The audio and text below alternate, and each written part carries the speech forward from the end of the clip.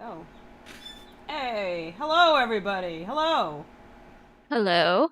Hello. Hello, hello. Hey. How y'all doing? Doing well? Yeah. God. Doing great. Yeah. Croak. Welcome to another episode of Lackadaisy Shop Talk, where we invite independent creators on in the comics and animation world to talk about what they do and how they started doing it, and all of the struggles and tribulations and triumphs of that endeavor. So today we have Caytlin Vilbrandt here of the beautiful webcomic Tamberlane. And Ari Noble as well, who I believe is a writer on the project. And Yes, I am. I'll just let you both introduce yourselves. Go ahead, Caitlin, if you want to. Yeah. Hello. My Yeah. name is Caitlin Vilbrandt. I am the original creator for Tamberlane, which is a comic about a pastoral kind of animal society in the middle of the countryside and the woods, and they stumble upon this really weird creature. They have no idea what it is, and this naive bat decides that she's going to adopt it, and it turns out they just don't know what a human is.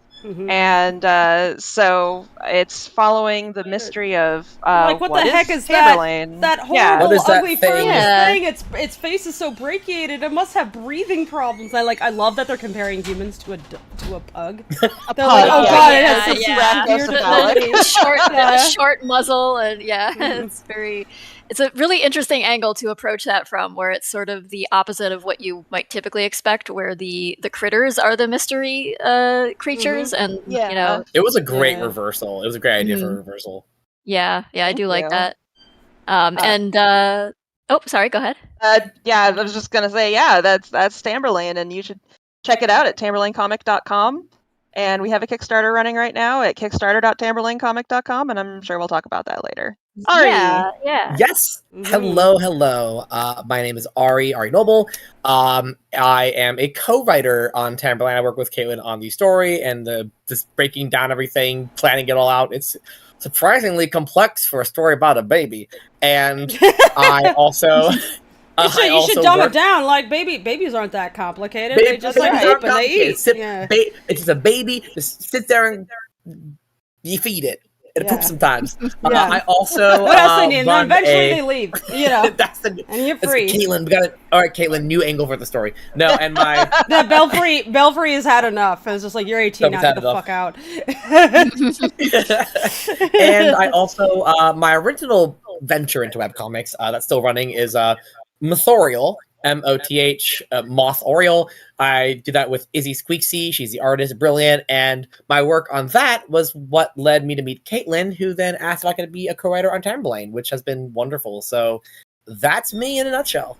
That's fantastic. So both of you have been quite prolific and busy. Yes, and indeed. been creating some really beautiful work. By the way, guys, in the audience, all of those links to the Kickstarter that they just mentioned, to Tamberlane and to Mothorial are in the description, so you can find those. But we'll post them in chat intermittently as well. And if you have questions, feel free to ask them about comic making, about Tamberlane, Mothorial, any of the related things, and one of our mods will collect those questions for us. So we'll answer those in the second half of the show. I guess I would start out by saying, like, how did you arrive at making a webcomic? Do you have a background, Caitlin, did you go to art school? Did you just become an illustrator at some point and then decide you wanted to tell a story, or what was your what's your background? So I have loved comics ever since I was a kid, and my babysitter sat down with an indie comic and showed me step by step, here's why they picked this panel shape, and here's why they did this, and here's why they did this, and I was just like, wow, that's so cool. And then she introduced me to Scott McCloud, who is that's fantastic... a cool babysitter. Oh yeah, that's a really cool babysitter. My parents taught at Art Institute, and so she was one of their students. Oh. And so after that, I was obsessed with comics, and I've been drawing comics since then. I have a a like 90-page stack of comics I drew on notebook paper in 5th grade. Wow. Oh, I'm gonna have to see those at some Tamberlane. point. I'll bring them down later. Oh my god. Tamberlane is technically my 3rd webcomic, although by far the most like actual successful project. But the first one I wrote in high school as a quote-unquote experiment of what happens if I make a webcomic where I don't write a story ahead of time and I just do it page by page. Easy answer to that, it didn't last. Yeah. That one was called Tar and Feathers. And then I did a webcomic with my friend between 2010 and 2012, I think, called Walking on Broken Glass, which was a workplace office dramedy about murder, is what the tagline was. This is such a fun concept. It was a Werewolf the Apocalypse inspired comic, and it was a lot of fun, but then I didn't want to draw people shooting guns anymore, so I dropped that one. Fair. So We went from taking life to raising life, I see. but yeah, exactly. And then so I got to Tamberlane because I had been working on a card game after Walking on Broken Glass, which was a My Little Pony card game called Twilight Sparkle's Secret Shipfic Folder. It was a goofy shipping game about ponies, and it was very popular in the fandom. And then I got very tired of working on it, and I was like, I need a project that's like mine and that's original. And so the next idea I have, since my other webcomic idea was in development hell for 2 years, and I was just like, I'm just going to do the next thing. It'll be my practice comic. And here we are. I have a webcomic. Yeah. It's a pattern I notice where people start projects like this, and then it's like, oh, I'll just do this on the side, or it'll just be my hobby, or it'll just be my, thing I do in between, when I did now and when I start on my big idea.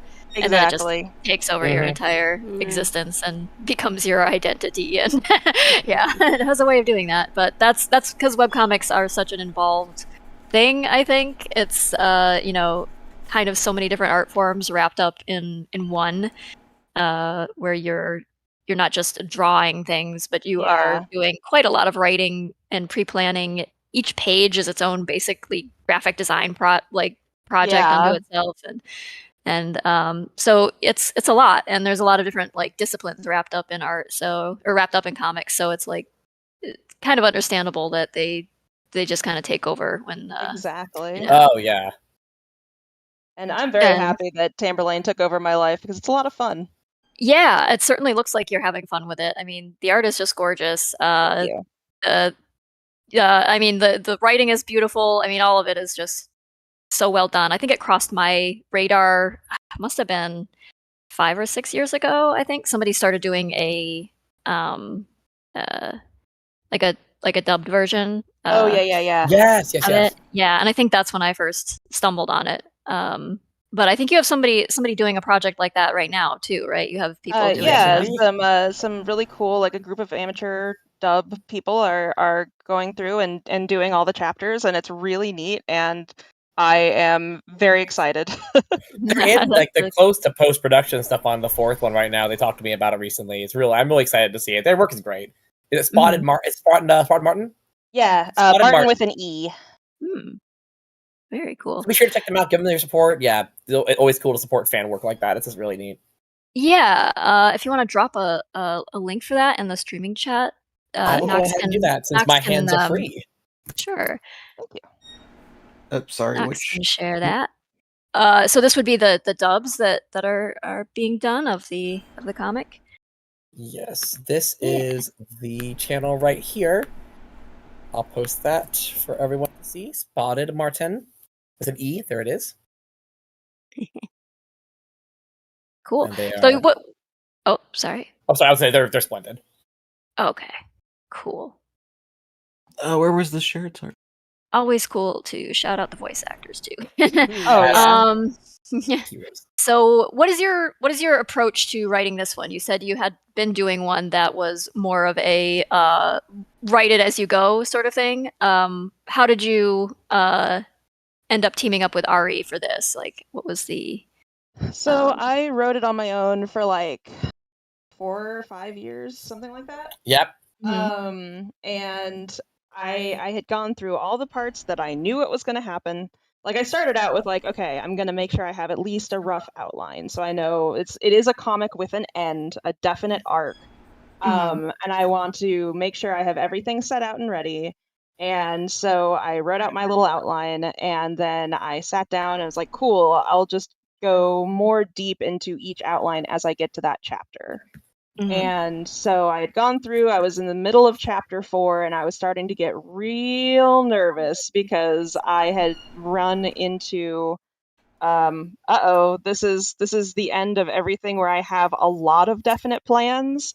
And now we're getting into the chapters where I have like 2 bullet points of definite plans. And then there's like the end chapters, which have like 5 bullet points of definite plans. Oh no. And so I was sitting there trying my best to try and figure out how the heck I was going to be doing that.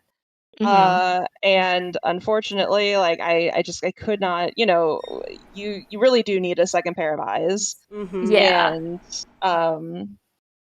so I had been friends with Ari through Mathorial and and Foxglove Comics, which is our collective that we started for sort of like-minded web comics, kind of like Tamberlane, just sort of a story-focused fantasy sort of comics. And so I was like, hey, I need some advice on story. Would you mind being a sounding board? And he was like, oh yeah. I think at some point I was like, I need an editor. And he was like, well, I can edit. And I was like, well, I mean, yeah, okay, let's give this a try. And then I dumped the entirety of everything onto Ari, and I was Google like, Doc with everything ever, all the like the spoilers. Answers, spoilers. It was like, "Are you okay with spoilers?" I'm like, I love spoilers. Give me everything. And it was. You ask the editor, "Are you okay with spoilers?" It's like, no. Then it's like, okay, this isn't gonna work. Then it's happening. Yeah, it was genuinely just such an exciting thing to stumble upon. Like, I did not expect that question, and I was very pleased at the opportunity. And honestly, like, it's been super fun. Yeah. I think one of my main strategies, I think is the most important thing an editor can do, is just be willing to ask questions that make the writer cry. Like, so can you explain the entire backstory for this character? What's their deal? I don't know, but you're building to a reveal. Do you know what the reveal is going to be? No. Okay, we're going to work on that. And it's like, oh boy, here we go. And it's a never-ending process. Even yesterday, we thought, I want you to tell Caitlin about chapter 5, because you were talking about this on the other stream we were in earlier today. It's so funny. Yeah, we worked out like chapter 5, which is where we are now in Tamberlane, and those are the pages actively releasing. And I was really happy with it. We had like this whole script essentially worked out. I have every page in the script so that each page basically has like a short blurb of beat by beat everything happening, and when I do the script, all I have to do is turn that into panels. So it's essentially a completed script. And I'm feeling real good about this, but there must have been something in the background, because over the last several months since it had been completed, we've been like, we should look over chapter 5 just to be sure. Like, it's fine, right? It's gonna be fine. But let's just make sure, just to be safe. And then yesterday we finally had a big story breaking meeting, and he was like, okay, so I'm gonna ask you some hard questions. and then we were like, oh no, this doesn't work. Oh wait, why wouldn't other people react to this? Why would anyone let this happen? Why would this go on? Why is it taking so long, etc.? And we're going, oh no, okay. And then, but at the end of it, we had this incredible, like, oh wow, these character motivations have been greatly improved, and we have a more realistic reaction to how things are going, and everything. Yeah. I think that's so the thing, it's is great. When you are writing, you're like, oh no, everything's not perfect. It's like, no, like those conflict points are actually good places to write. If you're like, why are people reacting? It's like, well, there's your question. So how do you answer that? Like, how do we get this character? Because like you have that thing. I think the main problem we had a time jump. It was the first major time jump we've done in the middle of a chapter. We've had in between volume time does. But it's like, the thing about webcomics that I always say is kind of fascinating, because I'm sure people wonder what's really the difference between a webcomic and a comic, other than like that it's online. And it's like, when a graphic novel gets released, obviously sometimes they're released in like different chapters, but oftentimes like you get a graphic novel and it's one book and it's like 200 pages and it's beginning, middle, and end. And when you're writing a webcomic and you're like, okay, let's say it's going to be 10 chapters long. We're in chapter 5, so things are going to get pretty dark around now. And then you realize, oh, chapter 5, if we make the whole thing dark, because this is the dark part, that's 2.5 years of people just listening to things be depressing. And so the pacing of webcomic is fundamentally its own unique thing. And it's like any medium, right? It has its own unique qualities. So a big part of what we've been trying to do is simultaneously plan out what is a story going to be, what are we looking at in the future, and at the same time, this conversation is 8 pages. That is 2 months. Is that too long a conversation? It's the little decisions like that are what make webcomics so fun to do. It's a balancing act, and you're constantly playing with it. Yeah, you really don't have like the luxury of like the entire story is in your hand, like what exists for usual like trade paperbacks that people pick up from the comic shop. It'd be kind of nice actually if that's how it worked, but like webcomics are like a delicate balance between those two things. Like someone's going to be reading this and they're not going to be reading it for years at a time. They're gonna blow through it in 30 minutes.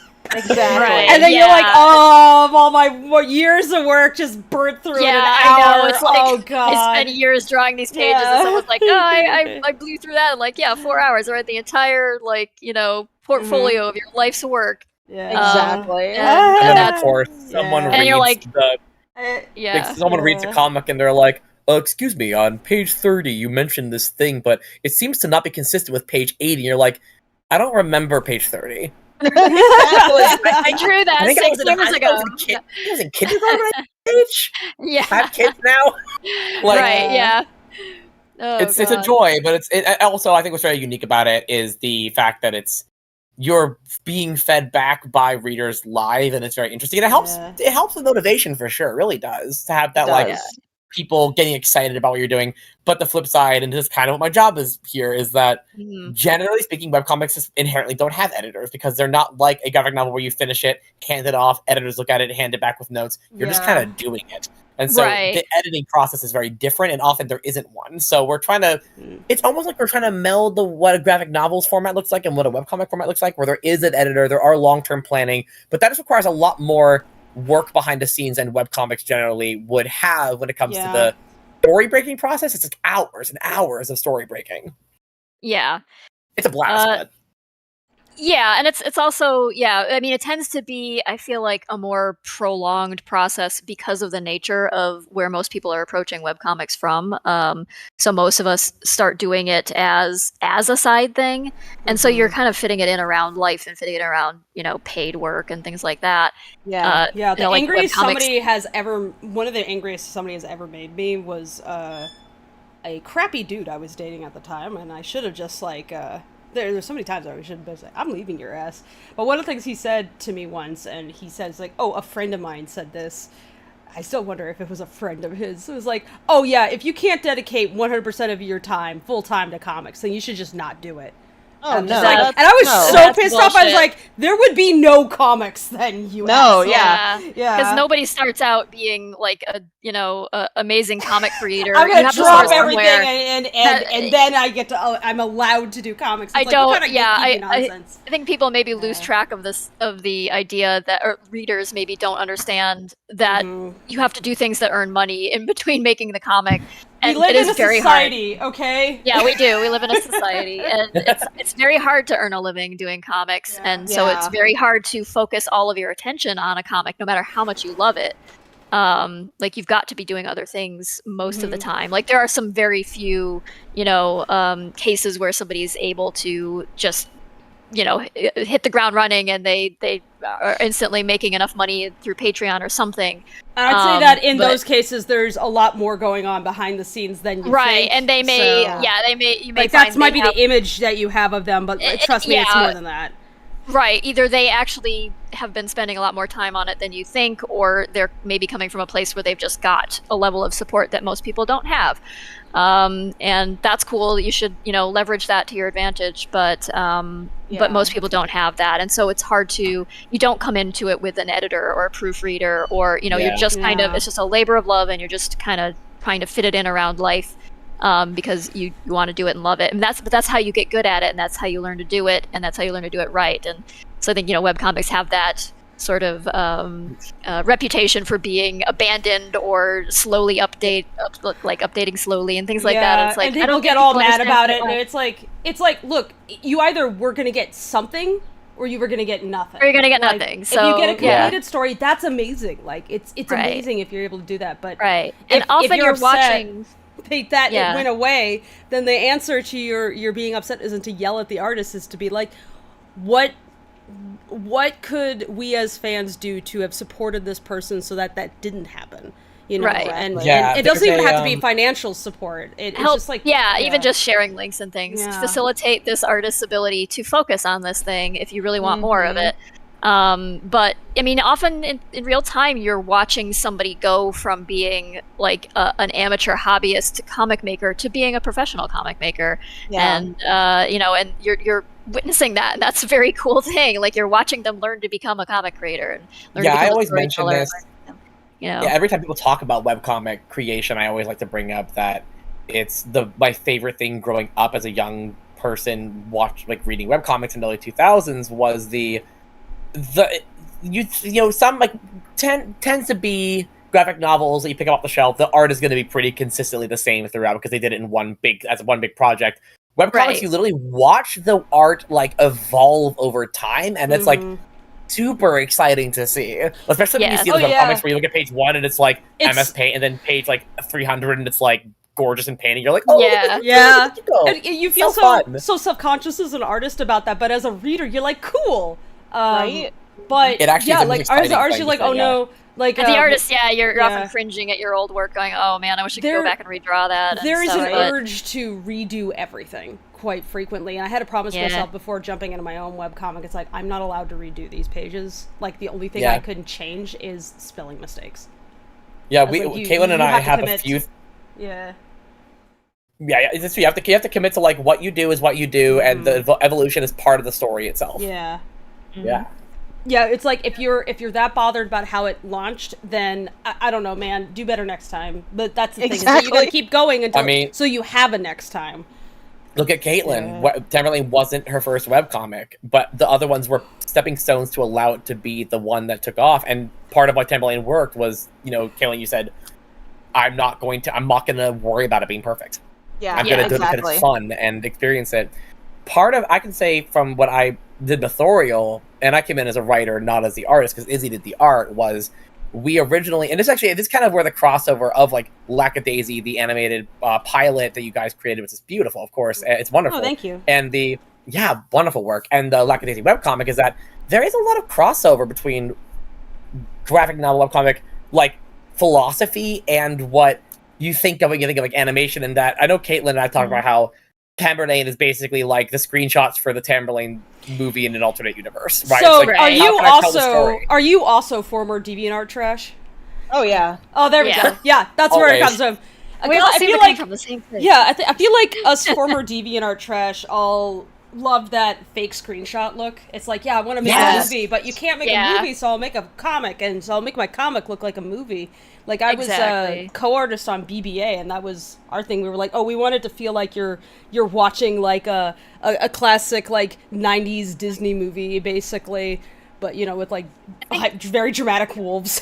But there was a whole thing on DeviantArt where it was just people would do mock up here's a screenshot from my thing, but it's just a illustration, really. I think there was a lot of other webcomics at the time, largely otherwise had either something that would look like a newspaper comic, or they would be it's video game sprites back in their there were some that were much more in that very that classic vein of syndicated comic strips from the newspaper, and there were definitely like a group of people who were influenced by that and kind of wanted to take that into the webcomics realm. But then there were the people who I think grew up on Don Bluth films and Disney films and things who were much more like, I want to make animation, but I can only do this as a solo project because it's just me. I'm just a little hobbyist artist, like young teenager or whatever.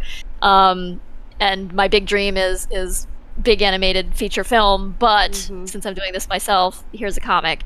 So I think that's kind of like just two different directions that comic artists might approach something from. So you had a lot of those like gag strips and things that were very much more in the the vein of syndicated, Garfield and that sort of thing, and then the opposite side. Yeah, I think it's really good perspective to remember as an outsider looking in on animation, because I think a lot of people don't necessarily fully realize the extent of both how long comics take, how long animation takes, how expensive they are, especially animation is. Think of how many animated films there are in history. Okay, there's quite a few, but then think of how many artists there are in the world. And you're like, the amount of animation that's done is so much smaller because it's very expensive, it's very time consuming, it's beautiful. If everyone could instantly create I think the thing people need to realize is if all of us could create a 20 episode animated series, we would have done it. Like we would do it. We all love it too. It's wonderful, but the comic medium is so exciting because what we all really love is to tell stories. That's what we like to do. Yeah, it's like you like the flow of animation and all that. It's like the nice thing at least about making it look like a screenshot is that you're taking a lot of like that cinematic direction and you're putting it into comics in a way that doesn't necessarily get done in a lot of more mainstream comics. That's one reason why I found myself more attracted to indie webcomics on art gallery sites as opposed to like elsewhere, because I really liked that look. I liked seeing somebody's like their interpretation of that that cinematic language. And I, as someone who actually ended up going into the animation industry, I did find that like my experiences doing comics, like working on my own or working on with other people, was very conducive to eventually going and making a career of that.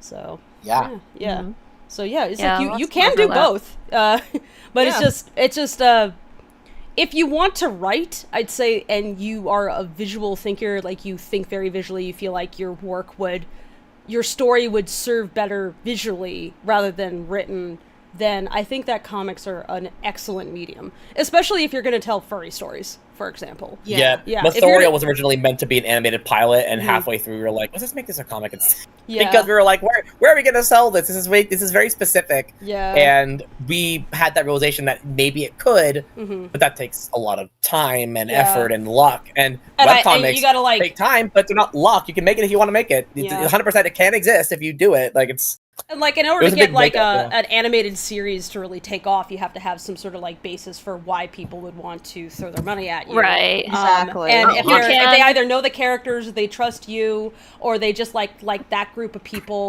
or any number of reasons. And like you could get cynical about it, but let's get realistic. Why would you throw money at someone just because it's like, oh, that sounds like a cool concept? But there's so many cool concepts that I see thrown around the internet that aren't executed well, that I need to have more than just a cool idea, because otherwise everything on Kickstarter would be hunky-dory, Right. There would never be any problems, and that's not how it works. So, like, I'd say that, if you would like to make something animated someday, it could still be worth your while to get invested in comics, because you're going to be, testing out a lot of your ideas right there. And if you don't have the stamina for comics, you definitely don't have the stamina for animation. Yeah. I'm just going to say it. Yeah.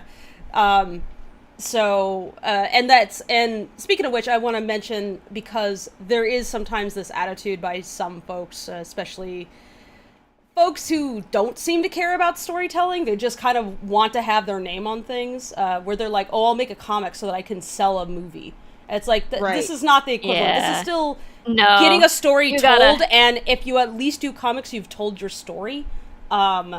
And if it never goes anywhere beyond that, you still did something pretty impressive. You've got to be pretty invested in the process, and you've got to enjoy the process. You it's can't not just lesser medium or anything. It's just a more accessible medium. It's a different medium. It's more accessible. Yeah. Like you could do it by yourself, or you can do it with you and your friend or something like that. Whereas animation is a much trickier, more technical challenge and more expensive challenge because you're going to need more artists. It involves a lot of coordination. If you like the idea of telling your story, but you do not want to work with other people, definitely maybe don't think about doing animation unless you want to personally do everything yourself, which you could do, but it's going to take you 10 years to do a lot of stuff. Like, I think there is what's that one with the fox that the guy is animating right now? The Fox in Space. Not Fox in Space. Not Fox in Space. But it is a fox who goes to space or something, and it's just an actual fox, not a Star Fox. Oh, you're talking about it's the Saga of Rex. Yes, Saga of Rex is being animated by like one guy, and he's been doing that for years. He's been working on it for like 8 years or something. Yeah, something like that. You or could 6 do years. that. It's impressive that he's done that, but I think he even did like Saga of Rex was also a comic beforehand, right? He did a comic. Yeah, he was in the Flight comics, featured quite a bit in those prominently, and I think he did FX animation on lots of different things after that. So he had experience as a comic creator and as an animator on other projects, and then decided he was going to go and do his own thing by himself. And we actually reached out to him at one point to ask him if he was interested in doing some FX animation for us, but he was so busy on his thing. Yeah, he's like, please, I'm dying. No, and he's like, I totally get it. I totally understand. Like being just that fixated on your thing, you got to get your thing done. That's like your the love of your life, the artistic love of your life. You got to do it.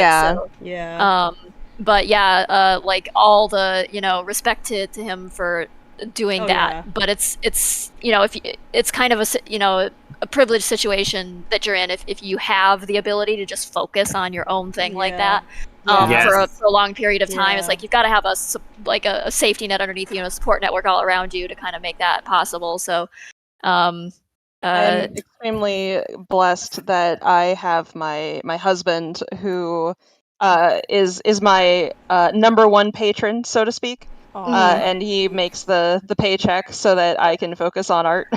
Right. I think maybe a lot of people don't understand where other family members and things like that, spouses Speaking from experience, it can be really difficult to be both the breadwinner and also doing your own thing on the side. Like I had to put my own webcomic on hold because it's like either I eat and work or I make comic. Like there was a choice I had to make, and it's like it's what I want to get back to, and basically my current aims are to get back to the place where I can do both, but it really takes a lot, and even with a partner's support it still takes a lot. It's still a lot. They're not making it, they're making it smoother for you. They're not making it like easy. Right, so you don't have to take on tons of commission work or something to feed yourself, but you also but the amount of work that goes into just making the comic itself is still a lot. It would be, if we paid by the amount of dedication and actual like hours and maybe the actual valuation of the time invested, webcomic making would be a 6-figure salary sort of job, but it's not that in reality. It's not even close. So have some patience with your favorite comic makers, at least. I think please don't be yet another stressor. Like just encourage them. It's like they know. I think part of that comes from the it's kind of like when people are like, I'm going to become a YouTube streamer, and they look at streams and they see like the 6 most popular streamers in the world, and they're like, so that's probably what it's going to be like, right? We're going to like 800 million subscribers. It's like for every one of those, there's like a million people who are just doing their best and have a group of like 100, 200 fans, and like, or even like 10 on YouTube. And it's like, you, to a certain extent, you do what you do because you love it, but also everyone who is not doing the thing has to realize that love doesn't pay bills. And artists are doing the best they can. And if artists are able to do it weekly and they're enjoying it, that's awesome. If they need to take breaks, it should be encouraged. We should be encouraging artists to be healthy and happy.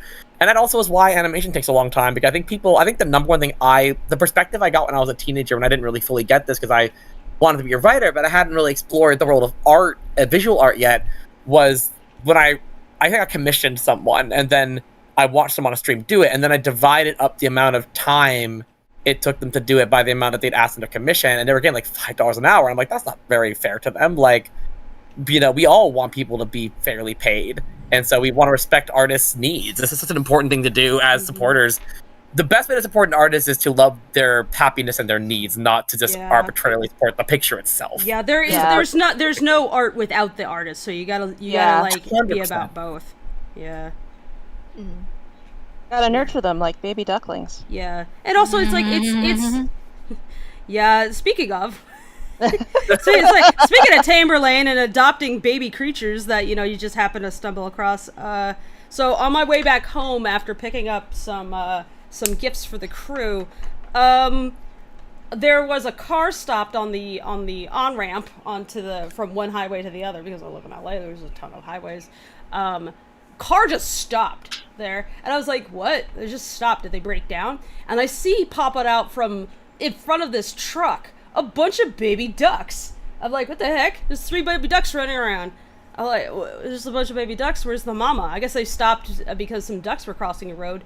But then this lady runs up with a tote bag and starts scooping up the ducks, with the guy in the truck also popping up and scooping out the ducks and putting them into the tote bag. And I'm like, did she lose her ducks?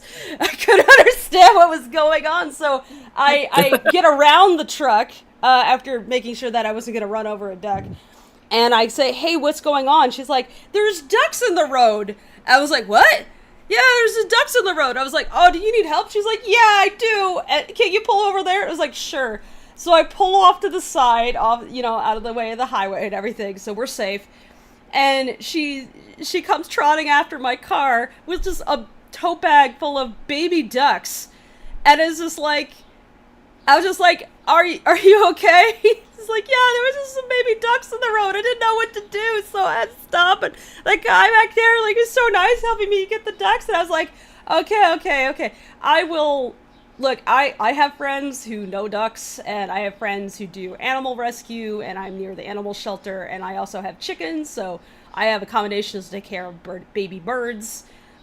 So if you give me the ducks, I will make sure that they are okay. And she's like, oh, thank goodness, because she wanted to help the ducks. I don't think she had any idea what to do. No idea what to do. And so somebody else would be like, look, I'll take care of it. It's okay. And she was super grateful. So it's like, I gotta take care of these baby ducks now. Because there's 3 of them, I'm obligated to name them Huey, Dewey, and Louie. And I, just before the stream started, I'm at the Wildlife Rehabilitation Center that I got in contact with, got in touch with me. They called me back, and they're like, hey, can you send us pictures of the ducks? I was like, sure. And they took a look, and they're like, unfortunately, these are hybrids. There's if they have a stripe instead of a spot under their eye, that indicates that they're half domesticated. So they can't be taken in by wildlife rehab because they can't be released in the wild. They need to go to people. So I'm like, okay, well, I guess I have ducks now. At least until I find them somebody who wants some ducks. Anybody want some ducks? I have 3 of them. I mean, it sounds like the start of a webcomic. It does. In one case, we have a human taking care of a flying critter. In another case, we have a flying critter taking care of a human baby. Yes. That's right. Yes, Tamberlane. So to segue into Tamberlane, because I was like, of course this would happen just before I talk to you guys. So I picked up a baby animal, and the storyteller Tamberlane has Belfry, this bat thing, like what, a bat lemur, basically. I don't know. Lemur squirrel thing. Yeah, she's a bat basically. She falls in a hole after being told by her buddies that it's like, oh, there's a ghost in the woods, because they heard screaming, as you do. And so she goes to figure out like what's going on, and she falls in a hole, and in the hole there is like this little baby girl. There's this baby child, just like a toddler, still in her nappy. And but the thing is like, this is like a village of furries basically, and they do not know what a human is. And so they're like, oh my god, she's like brachiocephalated. Can she even breathe? Like, how does she stay warm? And it's just like, all fair questions. I'd like to think that we're a little bit more capable than a pug, at least. I mean, humans are actually pretty good endurance runners, but they don't know that.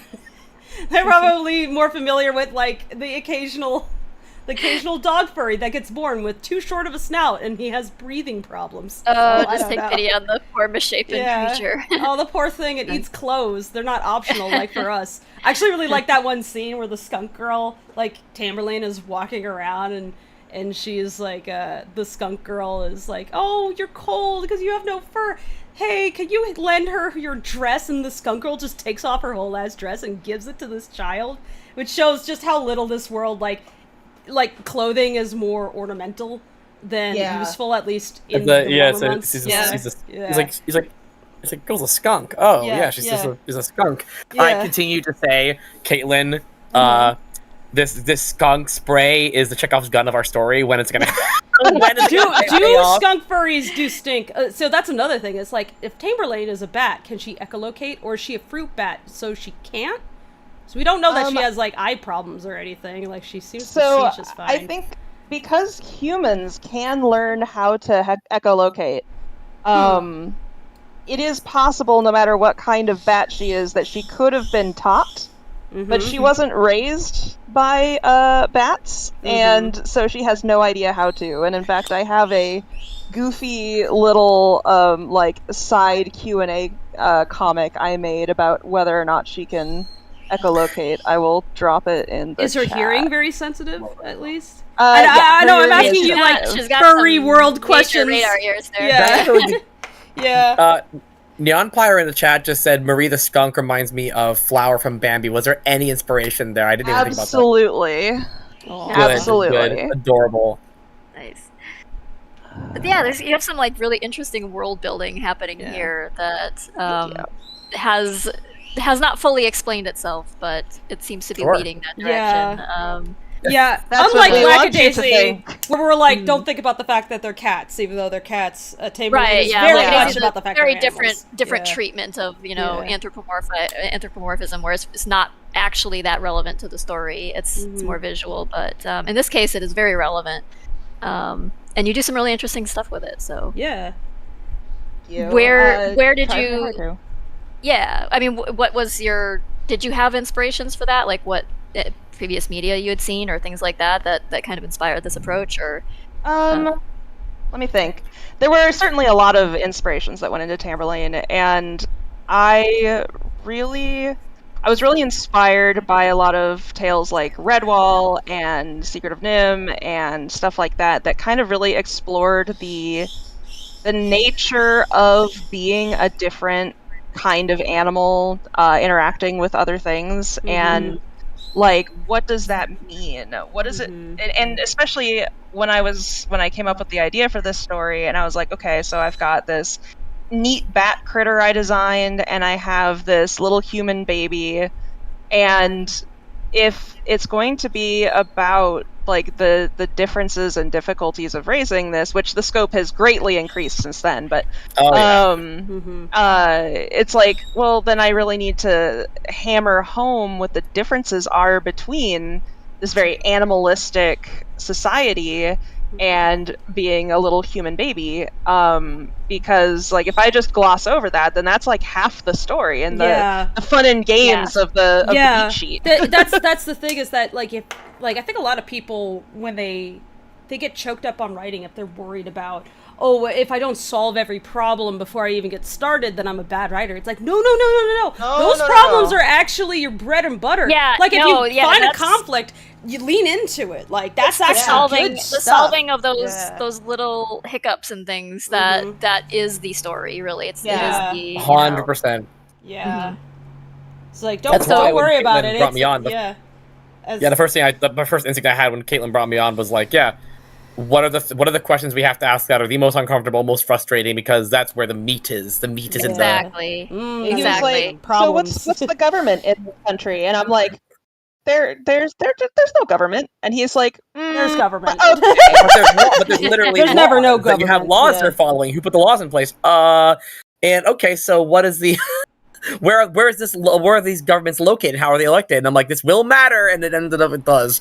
Yeah. Because No, I don't every want story, it to matter. It matters. It Damn matters. it's like, one of It those things turns where, out obviously, politics actually do matter, and you can't avoid them, and that Yep. kind of turns into the point. Is all these characters like, yeah, politics don't matter. It's fine. We got it covered, and then they're like, oh fuck, once they actually people encounter a say weird situation. things like, I appreciate how apolitical this is. It's like, it's definitely not apolitical. Like, No. Not at all. Especially Like- when you see people. It's funny because I mentioned this kid. It's so Yeah. funny how she and I just made we had some ideas like a year and a half ago about a certain. I'm not going to go into the details of it because it's story stuff. Ooh. We had a different story thing, and then the beginnings of it started appearing, and I saw comments on Web2 being like, "I'm amazed you guys are responding the week of a current event to that event," and I'm like. History's a time's a flat circle. We didn't. We just happened to be that this is always a problem. Right. Yeah. Yeah. You think you guys have it bad. So my zombie comic, which is all about, a global plague. Yep. Oh And a lot of like mismanagement about how that was handled and how it's spread and people reacting in ways that aren't conducive to solving the problem and in fact making it worse. Takes place in 2020, and I started writing this in I'm so sorry. 2012. Like 2012, 2011. I was like, yeah, I'll just set it in 2020. Like, I'm going to, like, far enough ahead in the future that it's not going to collide with any current historical events. It's fine. Well, When he's flying fuck. cars, that's the Yeah. future. Wow. Well, I didn't put any flying cars in. I did think that Google Glasses were going to be more of a thing. But I'm glad that only one character Google actually has Glasses. them. I'm like, this would be the guy who'd have, like, weird niche tech that nobody else is using, but... I'm still mad about that. I actually wanted some Google Glasses, damn it. I wanted a camera that I could put on my face. Same problem Segway had. Cool Yeah. invention, kind of looks dorky. That was the failure that they ran into. Yeah. Well, also, it wasn't They- accessible at all. Like, if I could have True. gone out and buy it, I might have. But they were That's like, true. oh yeah, you have to That's like true. sign up for a list in order to get it. It's very exclusive. But, well, that exclusivity also made it impossible to adopt. So, it wasn't. You couldn't normalize such a thing. Not like cell phones, which are everywhere now. Like, Luckily, Yeah. Tamberlane's exclusivity made her easy to adopt. yeah. I get it. I love. Speaking of, I also really love the theme of like found family and adoption and all that, and clearly Belfry, because her mom and dad are a deer and a badger, and this world doesn't work where you can just be born a different species. At least I assume. Right. She's Yeah, those aren't her biological. those are. Although somehow they can interbreed, so their biological daughter is a badger deer who looks really cool. She kind of looks like a dik-dik with the big paws, which is neat. Yeah. Yeah. So the but yeah, you know, like a badger and a deer are not going to give birth to a bat. It doesn't work like that. So Belfry is very obviously adopted, and they do talk about that. And she clearly has some hang-ups about it, which is one reason why she refuses to abandon like this little girl. It's more than just her, you know, it's more than just. Not like that's a small thing. Oh, it's immoral to abandon children in the woods. Right. But also she's like has a very personal motivation behind it. And I found even her conflict with her mom to be very interesting, where it was like she her mother was like put that thing back where it came from, or so help me. Yeah. And Belfry just not understanding why her mother would react that way and getting like really upset. Because like that just like keys way too deeply into a lot of insecurities that she has. And I love that her little sister, who is the bio daughter, says, you two need to shut up and like sit down and talk to each other because you are grown-ups now and I'm so tired of waiting for you guys to like actually act like it. And I'm like, yes, I know those. Yeah, If you come from a family where people scream a lot, the times in which you wish you could just like take people by the neck and just like shake them and go, stop it, just talk to each other, god damn it. And so I was really down at the really table cool to see. and discuss this. Yeah. That's what's funny is I remember one of my favorite things when I joined Tamberlane. I joined during the production of Chapter 4, early on in Chapter 4, and one of the first things we did was talk about, you know, some of Caitlyn's early on choices, the struggles she had, plans she had, And I remember her mentioning that one of the things was people really hated Tess because they were Spelfree's mom, by the way. Spelfree's mother, because they were like, why is she not understanding? But Tess has her perspectives too, and it's a really complex issue. So that conversation was like Caitlyn's really, really brilliant way to help the audience start to understand where Tess was coming from, the mother, and it worked. People now have grown to love the mom a lot more, and it goes to show again how it's a great way of also introducing the broader struggle as well. It's like, why would her mom freak out like that? It's like, because this is actually bad. Another good example of why webcomics are brutal is it's like, yes, in chapter 3 I will explore it. Okay, so it's been 5 years and people have hated my character for 5 years. Oh my god, I know, you just want to be like, she's really not that bad. It's okay, give it time, trust. Yeah, how many speaking of that, like, how many times have you been sat there and been like, oh, I can't wait to get to this part 5 years later? I'm excited about the ending of Tamberlane, and I don't even want to think about how long that's going to be. But I'm like, that last scene is going to be. Oh no! I'm going to live in I'm going to be living in a pod world at that point. I don't even know when that's going to be. Oh god, yeah, I know what you mean. It's like I have just when you're working on an epic, it'd be like, okay, maybe in 10 years I get the satisfaction of finishing this. So you better like it. You better freaking like it. Right? Yeah. And that's part of why it really is fun to really dig into the meat, as Caitlyn and I have been doing, is the best way to get yourself to that awesome ending you want is to create a lot of awesome little things in between to keep your motivation high. If you focus all your motivation on the end, you're gonna go crazy because it'll be a while. Right, those in-between bits where characters are just having a conversation or something, you can intermingle so much subtext and story that's not even at the forefront into that, and imply so much about the characters, and there's storytelling underneath the storytelling happening in those in-between spots. That's really... so it's like people who don't pick up on subtext, I'm just like, oh, you're missing out so much. But so in some ways that's why it's a good idea to also make it pretty, because if they struggle with subtext, then at least they'll read it and maybe they'll come back to it and they'll start picking up on that other stuff, because it's easier to pick up on subtext once you know the whole story. So that's true. Yeah. Oh yeah.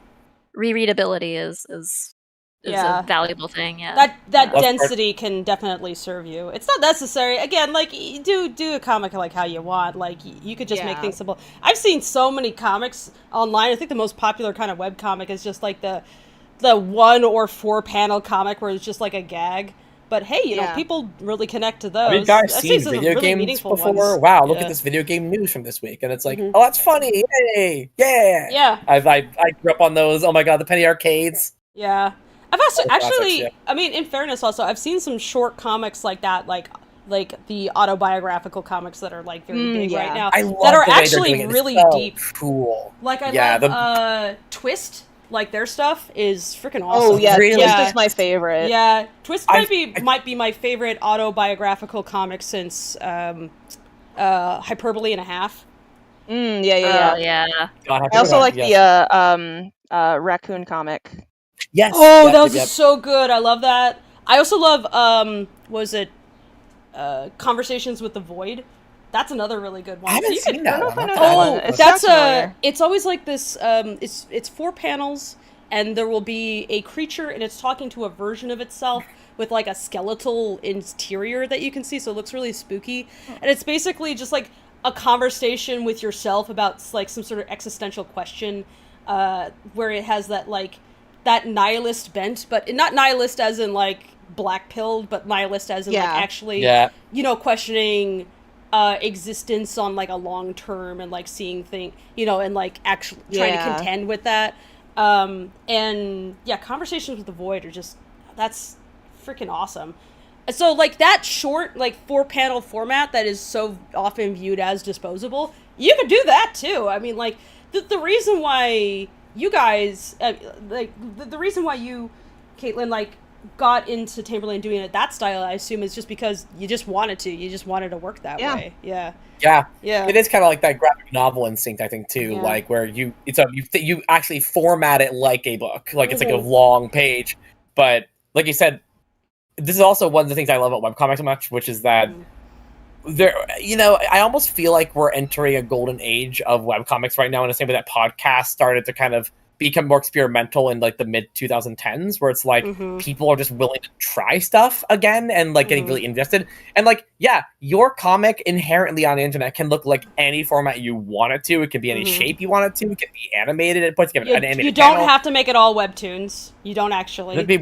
That's just one format. In fact, yeah. Doesn't have to be 4-panel. Doesn't have to be a full book. It could be anything you want it to be, and it'll always like it's always execution that matters, not format necessarily. So I like in Bothorial, and I want to do this one day in Tamberlane too, because I'm a musician and I obsess about putting music in everything I do. I like to have recorded songs that play on the webpage when the characters sing it, so you actually hear while you're reading. I just love that stuff. Cool. So like, that is something that Webtoon allows for. That's pretty cool. But I think if you get if you get a webmaster who is interested in doing something kind of creative with you, then you could do that. Yes, that's what I've been doing on it. Bothorial we have done it once, and it wouldn't really. Twice you put audio on the page. I always do this every time, Caitlin, because I insist. I want to shout out what you and Ryan made. Because it's so good, and it's what made Bothorial possible, so it's important to me, which is Comic Git. I'm going to shout it out again for those who, because it's about making comics, and Comic Git was a thing that Caitlin and Ryan made. Ryan's been like this coding genius, where you can basically create a comic through GitHub for free by, once you set it up, you just drop the file into a folder on your computer, and automatically you just push it, uploads to the website and everything. And like, Comic Git, so if you're someone who wants to do comics, but you've been feeling really intimidated by the technical side of things, because let's be honest, a lot of us aren't in it for the technology aspect, we're in it for the just drawing aspect. ComicGit.com, is that right? Yep. Yeah. ComicGit.com, go check it out. I wanted to shout it out because it's a really cool thing they've done, and I think it's something everyone should know about. Yeah, that is very cool that you guys have provided that as a tool for everybody to make use of. Yeah. It's like coders, if you want to help artists, like, you don't have to do AR shit. Actually, there's lots of things we'd love to have help with. We really would love your assistance. You could just talk to us about what we need. It's fine.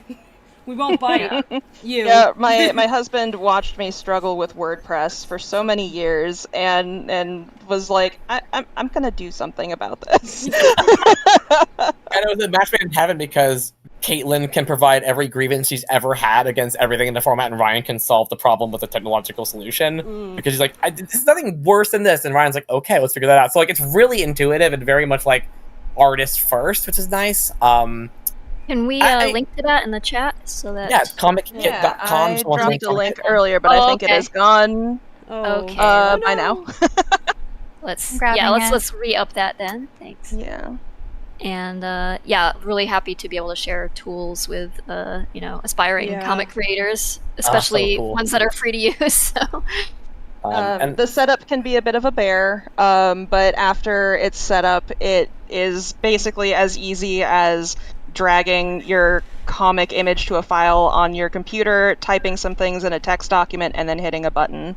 So, and my husband is, at least for now, available on the Comic Git Discord server for help and technical assistance. That is truly fantastic. I never want to sign him up for more, because he's not being paid for this or anything, but he is around. Awesome. And playing Zelda in the background. Yay! Getting a well-deserved break. Has he yet built a penis robot? He has not yet built a penis robot that I'm aware of. Oh. But that might be, he's looking at me. He's thinking about it. Ryan raised his eyebrows like, it's on the to-do list. Flying penis robot. Flying penis robot. Oh, there we go. Flying. Yeah. Gotta up the ante. If Minecraft can do it, Tears of the Kingdom can do it. Yeah, it's... Okay. Oh, sorry, go ahead. Oh, no, you're good. Let's go for it. I was just going to say we should probably start addressing some audience questions, but if you guys wanted to continue chatting about just the art of webcomics, that's fine too. I don't want to interrupt you at all. But we do have a collection of questions already if we want to let's do it. And I'm sure the questions will lead to more discussion about comics anyway, so let's go for it. Yeah. Let's do it. Okay. Let's see. Where do we start? The first Tamberlane-related question is from Inspired Tuna, which says, I've never seen the comic Tamberlane. What's it about? So, Tamberlane is a comic about a clumsy, naive bat who stumbles across a human child in the woods and has no idea what it is. takes it back to her little critter town and is like, hey, look, I found this thing. And everyone's like, what the hell is that? She is joined by a crotchety old coyote librarian who wants to investigate what Tamberlane is. Tamberlane is the name of the child. It becomes kind of like, as it keeps going, you start to find that there's some, even though this feels like a very like liberal, progressive, like comfortable society, it's like post-scarcity kind of thing, that there's this really unnerving undercurrent of like, there's some sort of taboo about a place called abroad, and it doesn't mean abroad like across the water. Abroad appears to be a very specific place, and that if you go there, you get this non-specific taint, and you can't come back, you can't ever return to the village kind of thing. And it's becoming more and more clear that maybe Tamberlane is related to abroad, and the whole thing is an unfolding mystery about what is Tamberlane? Where did she come from? There's no other humans here. Why is there one here?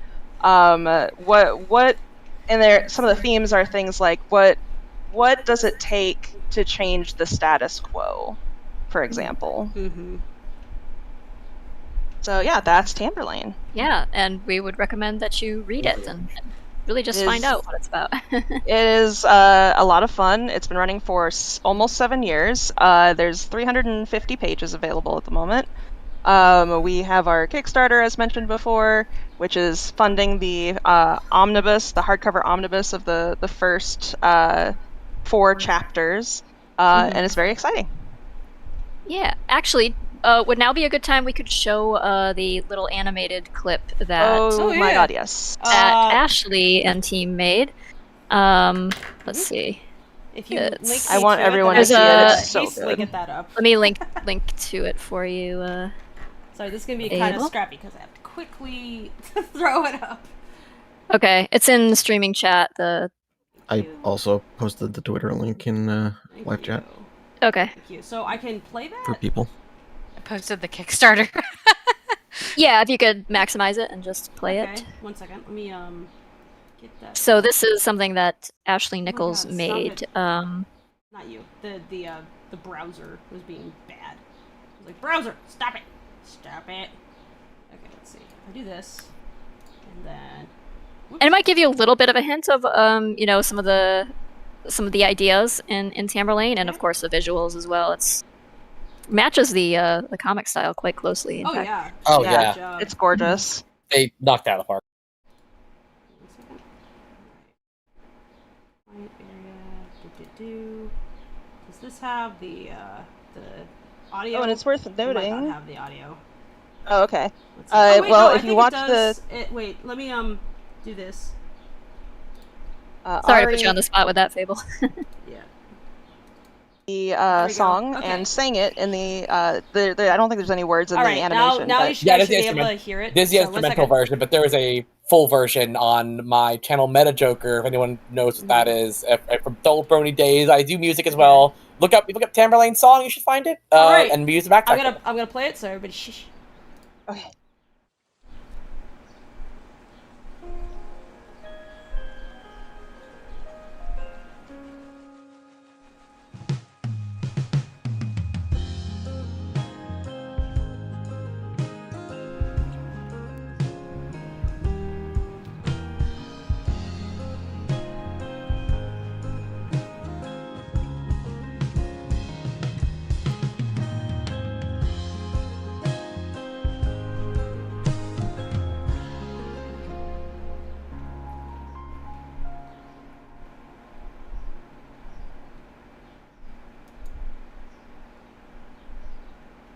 Well, that's cute as heck.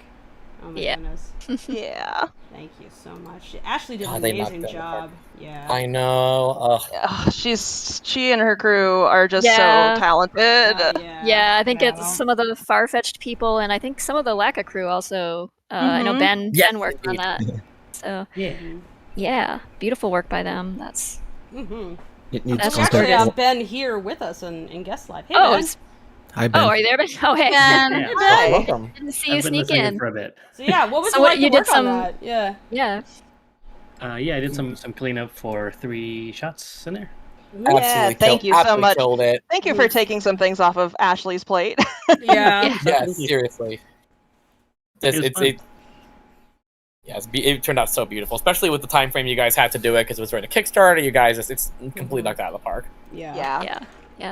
Nicely done. And just to reiterate, the Tamberlane crew here is running a Kickstarter currently. In fact, I think there's 4 days left.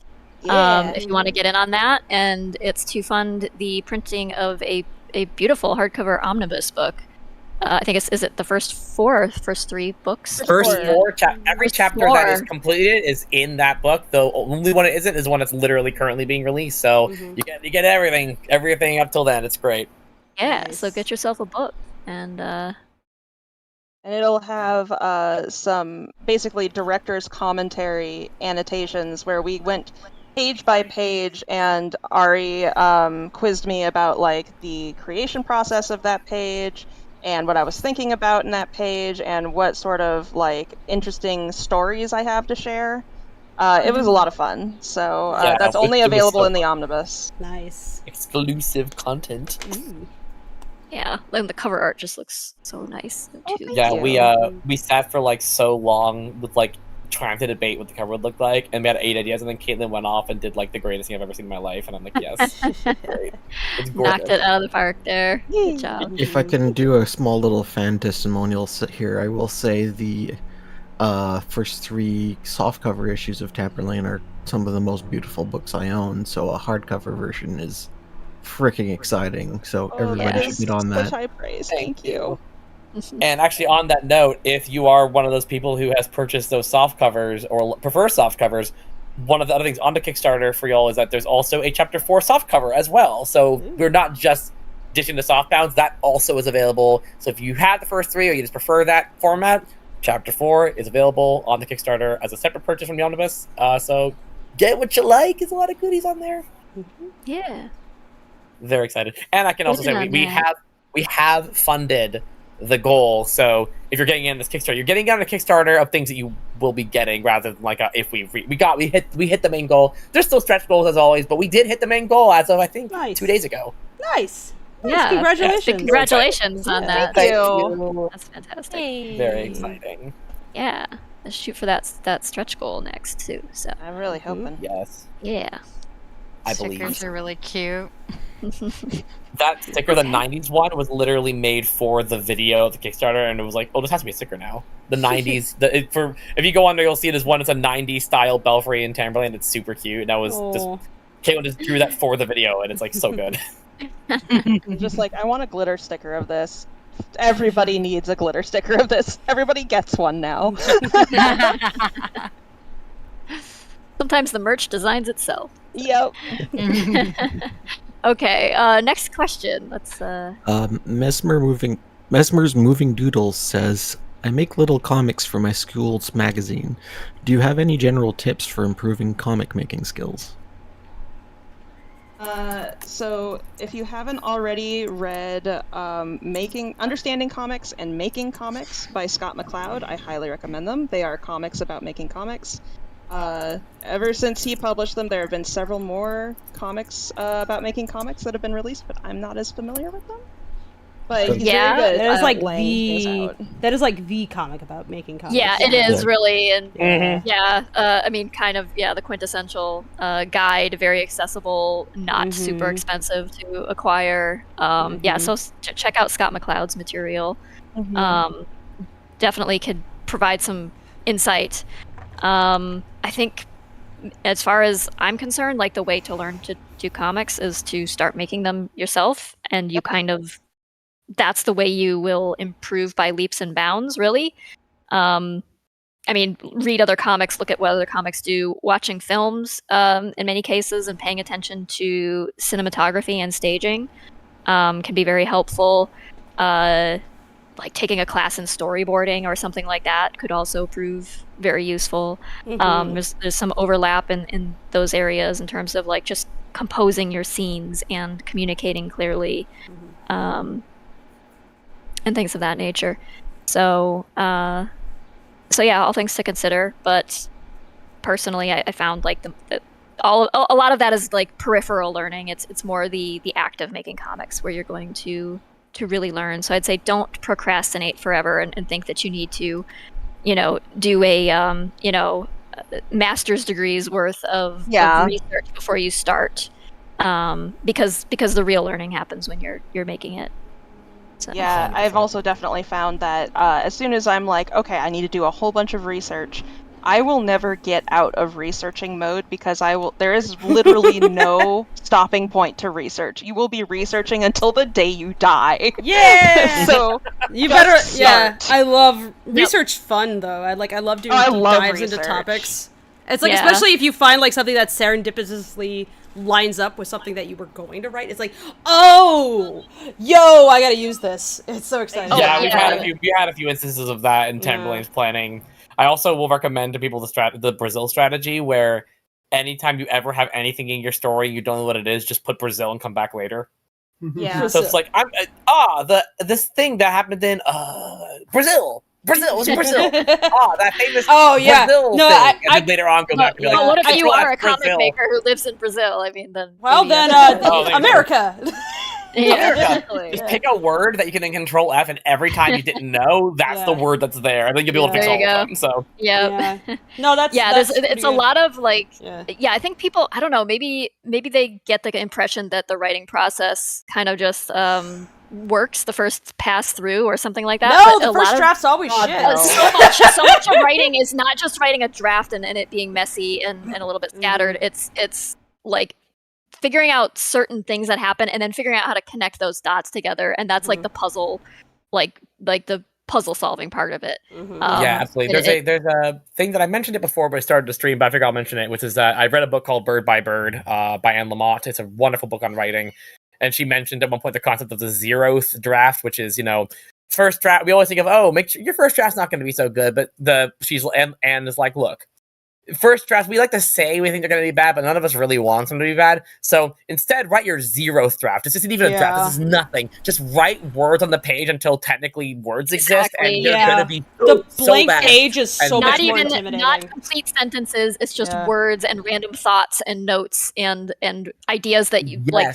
80% of them you'll probably throw away and not use, or you might reconfigure them in some way where there's like a psychological aspect to that too, because like the thoughts in your head, you have to translate them down onto paper, and like it's not going to be a perfect process, but also like the intimidation factor can keep you from starting in the first place, but also you kind of have to warm up into it. Like if you start writing and in the first minute it's all crap, it's probably not going to be crap after 15 minutes.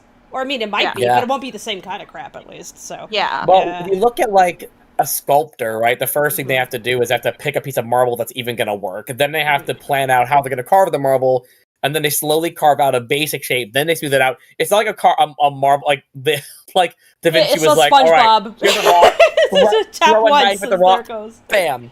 It's like Michelangelo didn't make the statue of David in 5 minutes. Take the first draft is going to be messy and vague, but there might even be the vaguest shape there.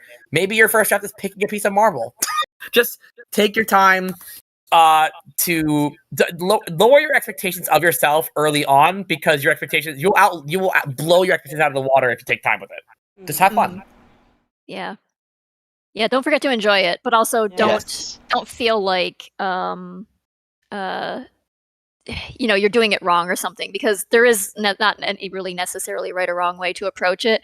But bear in mind, like, no matter how refined it comes out in the end, like, somebody's comic that you admire or whatever, like, know that behind the scenes there was an absolute mess that led to that. So, and there are panels that they're like, I hate how it turned out, and you're like, I love how that looks, and you'll never know. You'll never know what's making the artist or the author cringe. That they put out there that you are like, I love that bit. You'll sit there and you'll write, you like write some piece of dialogue, and it's shit, but you just have to get like the basics of like what you're trying to convey at least there. Mm-hmm. You can come back and refine it, and you fix might it later. But it's just like, get it out. Yeah, I love cringe. I love being cringe. When I write my first Embrace draft, the cringe. when I write my first draft, one of my my exercise I put myself through is I sit down with fellow writer friends and I read them the dialogue from my first draft out loud, and it's horrible to do. But by doing it, I force myself to be like, that line didn't work. That's getting a red line. Oh no, my- I oh, hated how man. that felt. Yes. I force myself to do it. If you read Read it out your stuff out loud, loud. if you read it out Reading loud, it out loud. that helps so much. It helps so much because you'll actually You'll be like, catch "No, a it lot of sounds the like that." even basic editing errors. Like you'll catch it if Yeah. you read it out loud. Another trick is rewriting it. Is like when you write it and then it's like, okay, now type everything out a second time. Like retype it out. And you will find yourself editing as you go when you do that. So it's like if you want to go from first draft to second draft, just retype your first draft and you'll find that you start changing it as you go. You'll be like, well, this line might actually be better if I'd be like this or this like this. And fuck, I wish I had known that method back in college and stuff when I was like writing essays. It's just like, just rewrite it.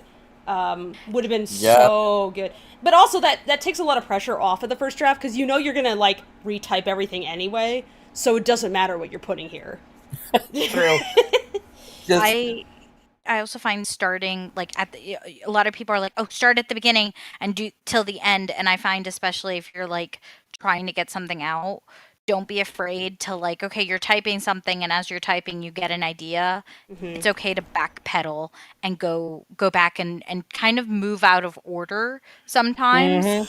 Especially if your mind is like moving 10 feet ahead or 10 feet behind, and it's okay to like be out of order when you're typing something. Yeah, in fact, I would 100%. say writing often happens very out of order, where you might have the whole idea for some kind of resolution plot element that takes place, but you don't know all the things that quite lead up to that. So you write that part first and then fill in the blanks. It's almost a little bit like the reverse writing that a lot of mystery writers do and things.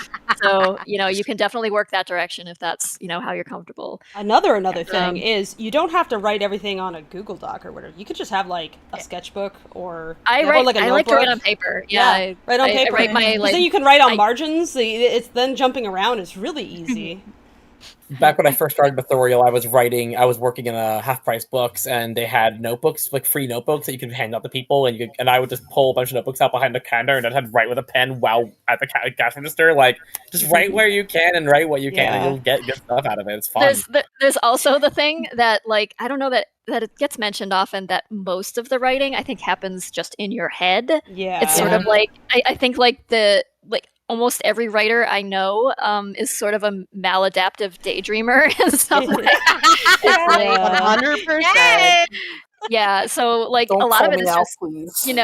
the thinking you do, whether it's like in the shower or before you're falling asleep or as you're driving. Like I like to go for long drives when I need to like think about story stuff because I can go out and drive on country roads and not worry about traffic or anything, and I can just like my mind just goes to those places. I don't like know why, road but trips. yeah. This is also maybe a piece of unconventional advice, and I don't think it applies to everyone, but it helped me, which is if you have another form of media or art that you like to do that's somewhat unrelated, so like an example is I'll be writing an authorial, and sometimes I'll literally go and I'll compose little songs, like I want song for a character, because it forces a different part of my brain to be used entirely than the part that was writing the thing, and I'm like, and then I can come back like, okay. Sometimes you just take a step back from writing the prose and think of other ways to think about these characters in the story, and it might just give you ideas that you can take back to writing. Like, use different parts of your brain. Don't always do it in the same exact way. Yeah. I use since I have like an office job and then I have to be here on my laptop here. I work here and I work in the office. I have sticky notes. So if I get like an idea, it's like, oh, there's a sticky note in my pack in my purse or in my bag or here on my desks. So it's like, oh, I got something. Let me write it down. And so you'll see my kitchen is like littered with my sticky notes, just like different writings and different recipes. And it's like, oh wow, Boo has to compile them for me. Yeah. Everybody's got their methods and their madness. One thing I wanted to ask, kind of related to some of this conversation, is so I noted, Caitlin, that during the while I was reading the chapters, there was mention sometimes like, hey, I'm having some issues with pain and stuff, so I had to take a break. There's going to be a hiatus at this point. My flatters need a break, that kind of thing. So you were like directly telling the audience, hey, I'm having a problem right now. I will get back to it, but like I can't do it right now. So And I've had that issue a lot myself. Like, right, one reason you guys see me, like, drawing physical media right now instead of joining them on Magma Canvas is that right now digital art's hurting my hands, and I can't afford to have my hands be more messed up. I've been dealing with a lot of inflammation, so I have to take care of myself, and it's really frustrating because you want to do art, but you can't do art when you're in pain. Like, it's actually kind of impossible. True. So it's a real struggle to deal with the fact that sometimes you have to put it down. No matter your passion, you have to put it down occasionally just to take care of yourself. How have you managed juggling that? Well, I have to say I'm extremely grateful to my readers and my Patreon community, because especially my patrons are aggressive about having me take breaks and make sure I'm taking care of myself, which has been a huge blessing, because I'm definitely someone who's like, oh no, I can't let people down. Oh no. But it's definitely been something I've had to learn over many years, especially as my fibro has kind of gone up and down and up and down. Really I'm lucky in that I have the space and the ability, especially with my husband being able to cover all of the important bills and stuff, that I don't have to bring in a paycheck if I can't, right? But it's so frustrating on the days then you can't create, and you want so badly to, and like one of the big symptoms that I deal with for fibro is brain fog. And I was thinking about this when we were talking about like just get it out. Like, I've had to learn for brain fog to just talk. Doesn't matter if it makes full sense if I'm not getting like the correct exact words. Like, I think I was talking to a friend who was like, do you want me to do this other part of the map for you? And I was like, yeah, call it the what's the word for a mothership but it's land? And he was like, mainland? And I was like, yeah, that one. Yeah, that. Call it the mainland. So, like, I've really, especially as someone who grew up a perfectionist and one of them gifted children who can do no wrong kind of thing, and a very private person where I'm just like, oh no, I can't make a mistake. I've really had to learn to be like, okay, time to sound like I don't know what I'm talking about, and just start word salading until someone else can help me compose a sentence. It's like becoming an adult. When you grow up with that, is learning that it is okay to be bad at things and still do the thing. Like, I was just having a conversation with my dad, who's been dealing with a lot lately, and I said to him, I was talking to him about like, hey, what do you do to like, get, just like get some energy out, and he was like, well, I used to do music, and I used to do this and that, but I'm not very good. And I'm like, well, why do you have to be good? Yeah, why do you have to be good? You could just do good at all. Yeah, it's like, you don't have to be good, you can just do it. The expectation that you just start doing something and are immediately good at it, I think, stops a lot of people from just doing something and going through the phase where you're just kind of, bad at it. But that phase is necessary. It's a necessary step in getting good at it. So. Even during the process of making it, when you do have the skills to be quote unquote good, which is subjective anyway, you still have to give yourself permission to be bad, because the better you get, the more pressure you will put on yourself to be good, because you know what you're capable of, and the more of an understanding you get of what good is too. Yes. So that can make you freeze up. Into it. Yeah. I think one of the most influential moments for me as an artist was early on when I read Order of the Stick, and I was like, whoa, it's an epic fantasy comic, but the characters are all stick figures. I could do this. I can make stick figures. Whoa, okay. It's about putting the time. It was just really cool. It was the first time I ever realized that, like, it's not about, skill always plays a part, but really it's dedication. It's dedication to whatever it is you want to do. And I just love that so much. It was the first time I ever saw a webcomic published on paper, and I was mind blown that was possible. Yep. All I can say is perfectionist on this stream. What? Oh, what? Who's that? Do as we say, not as we do. It's like we're all speaking as people who have actually run into those problems. It's like, please don't do what I do. I know those problems. Yes. It's not like we have figured it out. It's just, here's some coping mechanisms. Right. Here's Here's the the things that we run into. Yeah. survive. So yeah. Anyway, let's move on to next question. Shall we perhaps go over the super chats we've had? Well, Yeah, before let's we get to the next do question? that, please. Yes. So for starters, Madison Pope gives $1.99 and says, "Y'all are amazing. Love you all." Oh, thank you. Thank you so much. Two. Madsen gives 24 Canadian and says, "Hi." Hi. Hello, hello. Thank you. Appreciate that.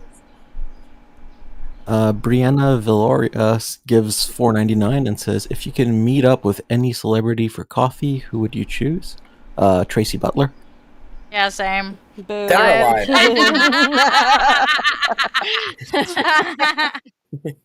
Let's go get coffee. Post-mortem Tracy Butler. Yeah. This reminds me of that Calvin and Hobbes comic where like they're making wishes and Calvin says, what do you wish for, Hobbes? And Hobbes says, a cheese sandwich. And Calvin's like, yeah. I wish for $1 billion. What are you doing? And then it cuts later and Hobbes like, I got my wish. I got my wish. Yeah. Fair. I don't have any celebrities on my list. I don't know.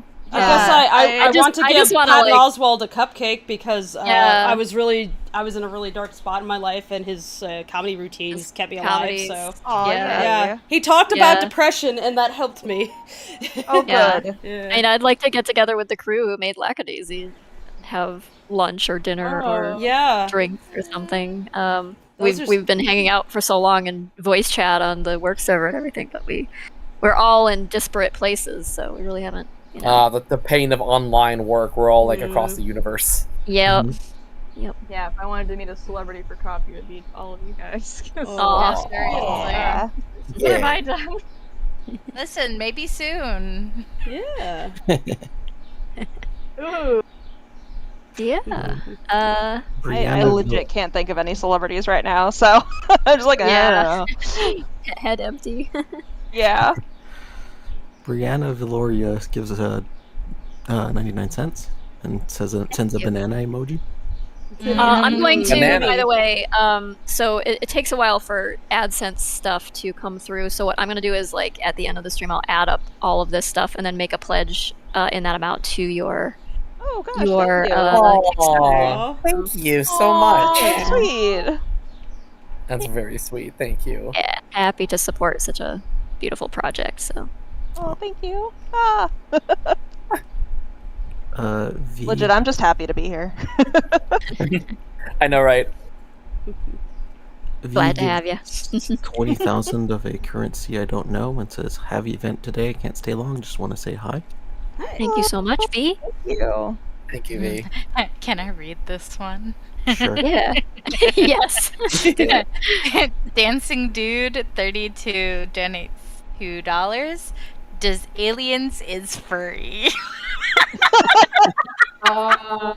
Depends Indeed. on the story. Depends on the aliens. I have definitely read some alien stories where it's like, yeah, that's a furry, and then other ones where it's like, I don't know that I would classify the creatures from Arrival as being furries.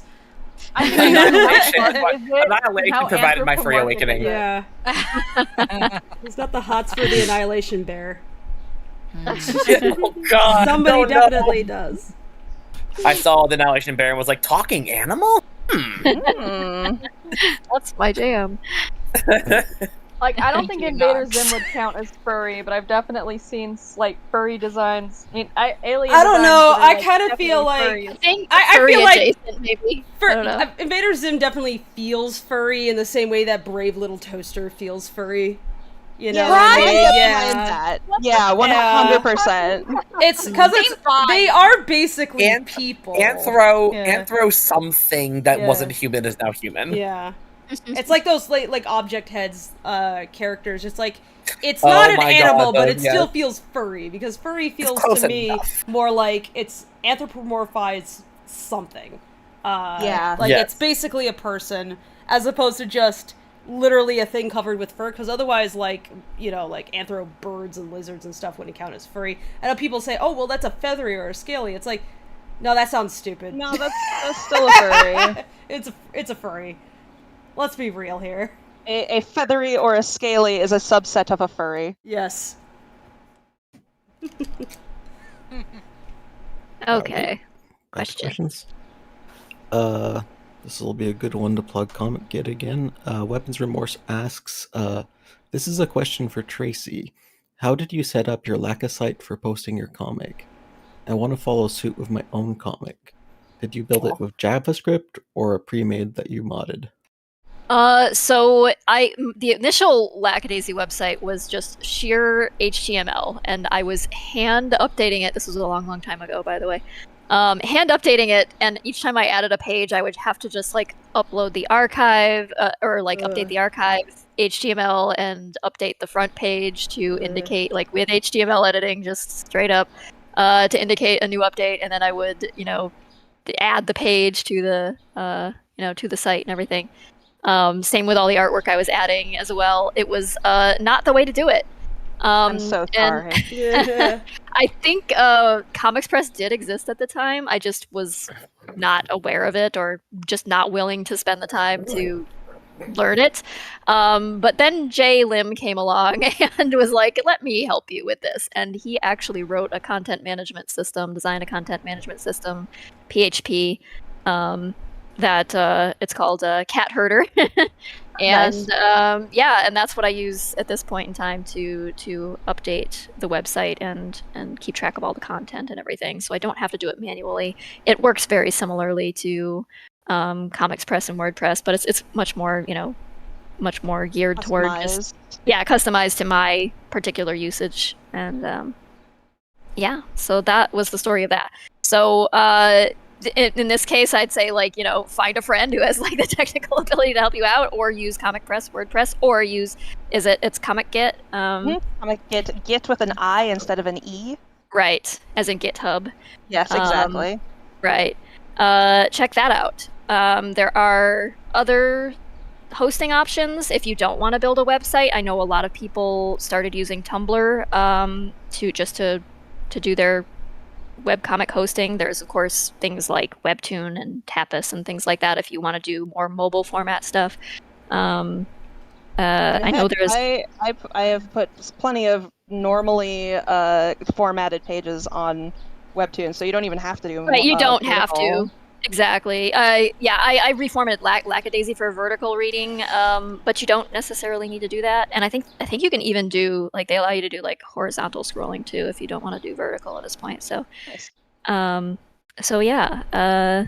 Lots of options there. Just consider how you want to present your comic and what you want to do, and then find a solution for it. There's plenty of free options. But yeah, that's the story of the Lackadaisy website. JLim is the is the reason that the website works, and I can upload things easily. So thanks, JLim. Yeah, thank you, Jay. Thank you, Jay. We love you, Thank Jay. you very much. Jay helped me build my website too, and I was just like, thank God, because I had no confidence in that. I was like, Jay, please help. I'm dumb.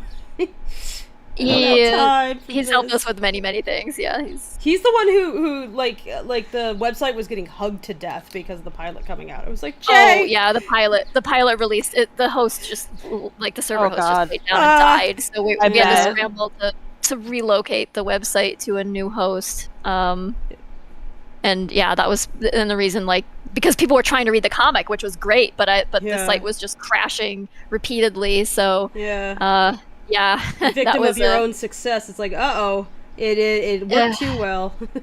Yeah. So, like, right at the moment when, like, all these new people would be introduced to the comic, like, the page doesn't work, like, the site doesn't work. So yeah, thank you again, Jay, for saving the day there too. So. Absolutely. Like we said, it's like if you're a coder and you want to get into the arts, there is a need for you. You don't have to sell your soul. You'll have many artists who would just worship the ground you walk on. I will probably say gonna try to give Comic Git a try, because I'm still updating my comic, like, manually via HTML. Oh my God! Okay. You were doing what I was doing problem. just now. Oh my God! Ben, you have so many. Oh my God! Ben, you have so much content on that site too. You did that all by everybody, stretch out your hands and like put your hands on Ben and pray for him. Oh my god. It's That one day he only might be saying, it's only Flashback, 540 something pages where I'm at Oh right my "Oh god. God, no! Oh, Ay, Dios mío. Wow. My sympathies, Ben. That's yeah." and also I'm kind of impressed that you've been doing it that way that long. Yeah. You know what it is? I don't really have like a feel for a lot of the stuff that y'all have been discussing, so Mhm. like it doesn't even cross my mind that like I could get help in something. I'm just like, I'll just figure out how to do it myself. And so I put the website together on my own because it felt like the only option that I had. That was exactly the way I came at it. Yeah, and I was Yeah. just blessed that Jay was like, let me help you with that. Yeah. But yeah, so we need to There's help a you out. reason. Let's get you some help, People say Ben. I'm like a one-person army in terms of like all the different kinds of stuff I can do, but it's a lot of it is because I have legitimately it does not cross my mind that like, oh, there's other people who could like maybe help. It's just like There are other I have to do it ways. You need to myself 'cause check I out don't- Comic Get. Yeah, that's what he was just saying. I'm Yeah. So exceptionally the bad at good networking. thing, the good thing about Yeah. Comic-It is it's basically an engine that runs a Python script and takes templates and generates a static site. So it's still an HTML site that comes out, which means it's really fast. And it also means that the templates, you can customize them if you want to.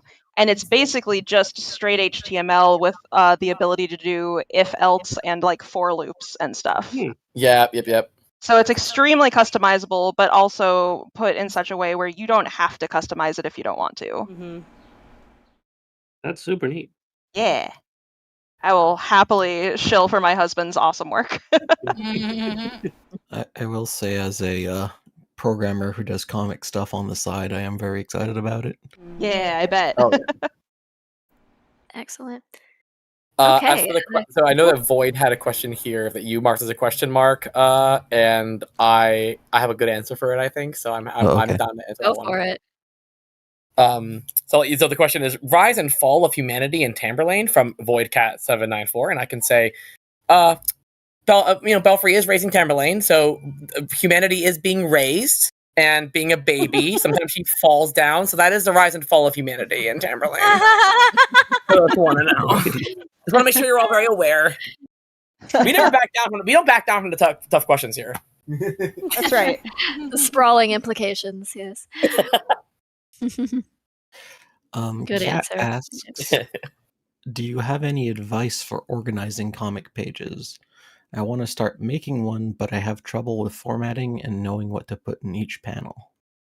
Thumbnails are your friend. So I would say, like, generally, I would say come up with your draft script for the page. I mean, you might write your scripts in chunks as like a chapter, but maybe like break it down into kind of roughly a page by page, and then start drawing little thumbnail sketches. So tiny little, just scribbles, like stick figures in the boxes to indicate what character is where and who's talking and things like that. And use that to start with before you do any like complex drawing or anything like that. Oh man, sometimes do those it stick figures. first. Sometimes those stick figures have like the best faces, though. You're like, oh, I could never. Yeah, right. Yeah. I think it's like, is it Petra Nordland who does Tiger? Sometimes shares her thumbnails from the pages, and they're hilarious. Like, they're very entertaining to look at. But it's just like, it's the part where you can just really scribble in your characters as like bug-eyed stick figures making extremely funny faces and poses and things. And then if you can kind of like take that same energy and translate it to a more refined drawing, that's what you're doing. But you're drawing it so fast that you can, like, there's no preciousness to it. You just throw away the idea if it doesn't work, and you just scribble it out and draw a different variation of it if what you've got isn't working. And that's really like, you're kind of like paying attention to the flow of the page. Like, does it move if you're doing a standard like comic format, if it's flowing from the top left to the bottom right well, or if if you're doing a more vertical, like endlessly scrolling comic for mobile, you can kind of like use the space effectively and make sure that the story is being conveyed in a way that is communicative and effective and maybe the most like emotionally impactful or what have you, as like you go from one panel to the next and then have a reveal. Or you use composition like on the page overall. So you have like a composition within each panel because each panel is its own drawing. But then you also have the overall page design that has a design sense to it too. But it's like when you zoom way out and you approach that as a tiny little sketch, you can kind of see the bigger picture that way. So don't zoom too close in at the start is really all I'm saying. And I'll let somebody else opine on that too, because I'm sure you guys have thoughts. There's also things to keep in mind when you're trying to determine like panels and what sorts of size and stuff is that panel size often will correlate to length of time spent in that moment, because you're basically taking the amount of time it takes your eye to travel over it will be a part of how the audience experiences that moment. And so that is one thing to keep in mind. Same thing with panel shape. Larger panels are going to command more attention. The more panels you have in a page, the more frenetic it can feel. But it can also, depending on how uniform or how big or small those are, it can also make it feel very slow and plodding. It's a lot of stuff. I will once again plug Scott McCloud's books here because they're absolutely wonderful. Yeah, discusses that quite a bit. Oh, sorry, go ahead. No, I was going to say, I would also go ahead and say, definitely, if you have a moment in a comic that you remember really liking, observe their techniques too, because you can really pick up a lot from reading other comics and remembering moments that worked on you and affected you. And also, that all touches on the whole, sometimes if you're like, oh, I wish this was all on one page, but it's on 2 pages, page flipping is also an aspect that can literally be used to your advantage too. Yes. A page flip is like a pause so if you need to move things between 2 pages, maybe you can utilize that too. Not everything has to be squeezed in one space. So like, there's a lot of different techniques in it. Yeah, like for sure. Yeah, absolutely. And if you look at other comics that you enjoy, you can kind of just see what their approaches are to handling different things. Like you might have kind of a build up to some kind of action scene that has very regularly paced square panels, and then they might erupt into something much more dynamic where the panel shapes change shape, or they slant to the right or something like that, or they have jagged edges and things, or they're jumbled because something confusing is happening, or you might have one panel just be like an entire page because it's just something very important happening, or something very atmospheric happening, or it's fading to black or something like that. Or you might have very, very large panels for establishing shots. I like to do that where I have I set the scene kind of right in the beginning and with like a very big, basically landscape painting. And then I have smaller panels taking place inside that where we then zoom in on the characters and what they're doing there. So yeah, lots of different approaches to that. And thumbnails are the easiest way, I would say, to experiment with how you're going to approach it. So. And also just hand it to people to take a look at. Be like, hey, can you read this? Yep. Yeah. To see how they react. Does this work? Does it make sense? Don't be like, hey, don't be like, is it any good? It's like just be like, hey, what are don't tell them what is supposed to be being conveyed here. Hand them the dialogue and the thumbnails and be like, can you read this and give me your feedback on what do you perceive as happening here? And if they come back and tell you what you expect to hear, more or less, that's a good sign that you're communicating well. All right. Next question. One sec. Sorry. Juggling too many things at once. Dominique Mad Queen asks, how would Belfry deal with teenage Tamberlane? That's a good question. I think Belfry would be quite in over her head. She has been by that point would be so used to Tamberlane as such a kind, sweet, empathetic child. I think that Tamberlane would probably have a lot of mood swings and a lot of repressed feelings to get out, and that's about the time they're cracked. And Belfry would be a wreck. Aww. Belfry is someone who can sometimes take things to heart at face value, and teenagers, a lot of things they don't necessarily mean at face value when they're figuring out their emotions, because being a teen is really, really hard. And I also I mean, this is one thing that's really fun about the way we've been writing Tamberlane is that there are people of all the different age groups. Like Briar is in a teen group of she's a teenager, and her experience, and Belfry just left being a teen. She's 19 when the comic starts. We might not, I can't tell you whether we'll answer that specific question, but we certainly will talk about the condition of teens and adults and what that's like. And that definitely comes up. It's for sure it does come up. Even if I won't say whether it's literal or not with Tamberlane and Belfry. Mm-hmm. Yeah. I just could imagine Belfry going to Tess, be like, she hates me. She actually hates me. And she's like, no, that's just teenagers. Yeah, right. There's like, oh my god. Said to me when you were that age? Tess just laughing at her and like laughing and laughing and laughing. Be like, oh my god, now you get to. That's my world. It's like my mom. I hate you, Mom. I'm going to Grandma's. Something like that. It's like, oh. Belfry just been like, I need a drink. Where's that whiskey? Yeah. Like, oh. It's like, no, I normally suddenly drink have developed a taste for alcohol. Yeah. She wants some sangria. Yeah. Belfry is a sangria mom. She's a sangria bat. Sangria bat. Is she supposed to be a fruit bat or she is a critter I doodled in the middle of D&D. I have no idea what she's supposed to be. Bats. One of those things where, like, if I were going back to redo Tamberlane now, I'd probably put more like thought into some of the characters in the biology. But whoop, too late now. Well, now that's work with what you've done. It's fine. All right, Caitlyn, our next meeting. You do have that one meerkat. Redesign. Okay, so you do have that like one meerkat who's talking about like, oh yeah, my family from back, I'm a meerkat, and I'm like, okay, so we have a meerkat here, but we also have hybrids here, so like, and we have dogs, and so is it more common for people to usually hook up with like at least in the same species range as them, like? Do the meerkats usually hook up with a mongoose or something, so they stay generally meerkatty or something? Yeah, I think there's probably some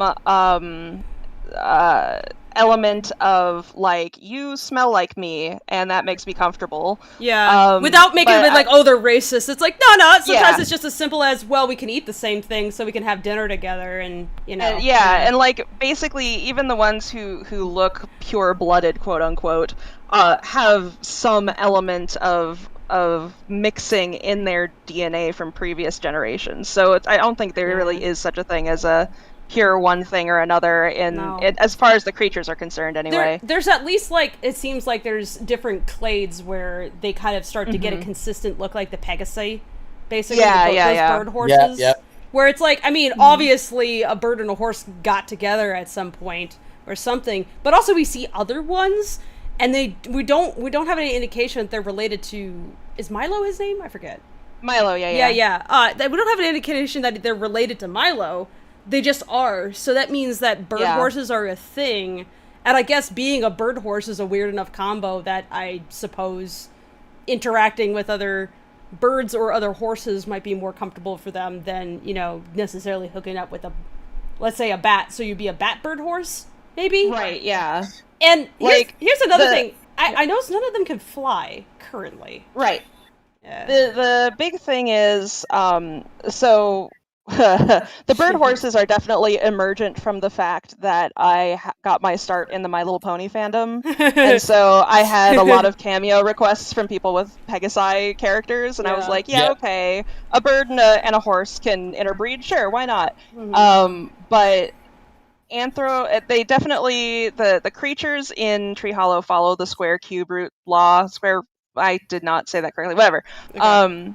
And which is like, you need way more wingspan to lift your body, right? Than you have the ability to have arms that long. And so a lot of times when they have these extra little wings, they're more mutations. They're not another limb. Interesting. Yeah. So, yeah, because it's like, that's a sixth limb-ish thing. But yeah, that implies a lot there. It's like, wait, there's mutations that can give you six limbs because, like, Hox genes don't work like that. So, what's going on here? And, can Belfry glide? Yes, she can glide at least a short distance. Okay, Chekhov's that would wings, be another, fun. Another one.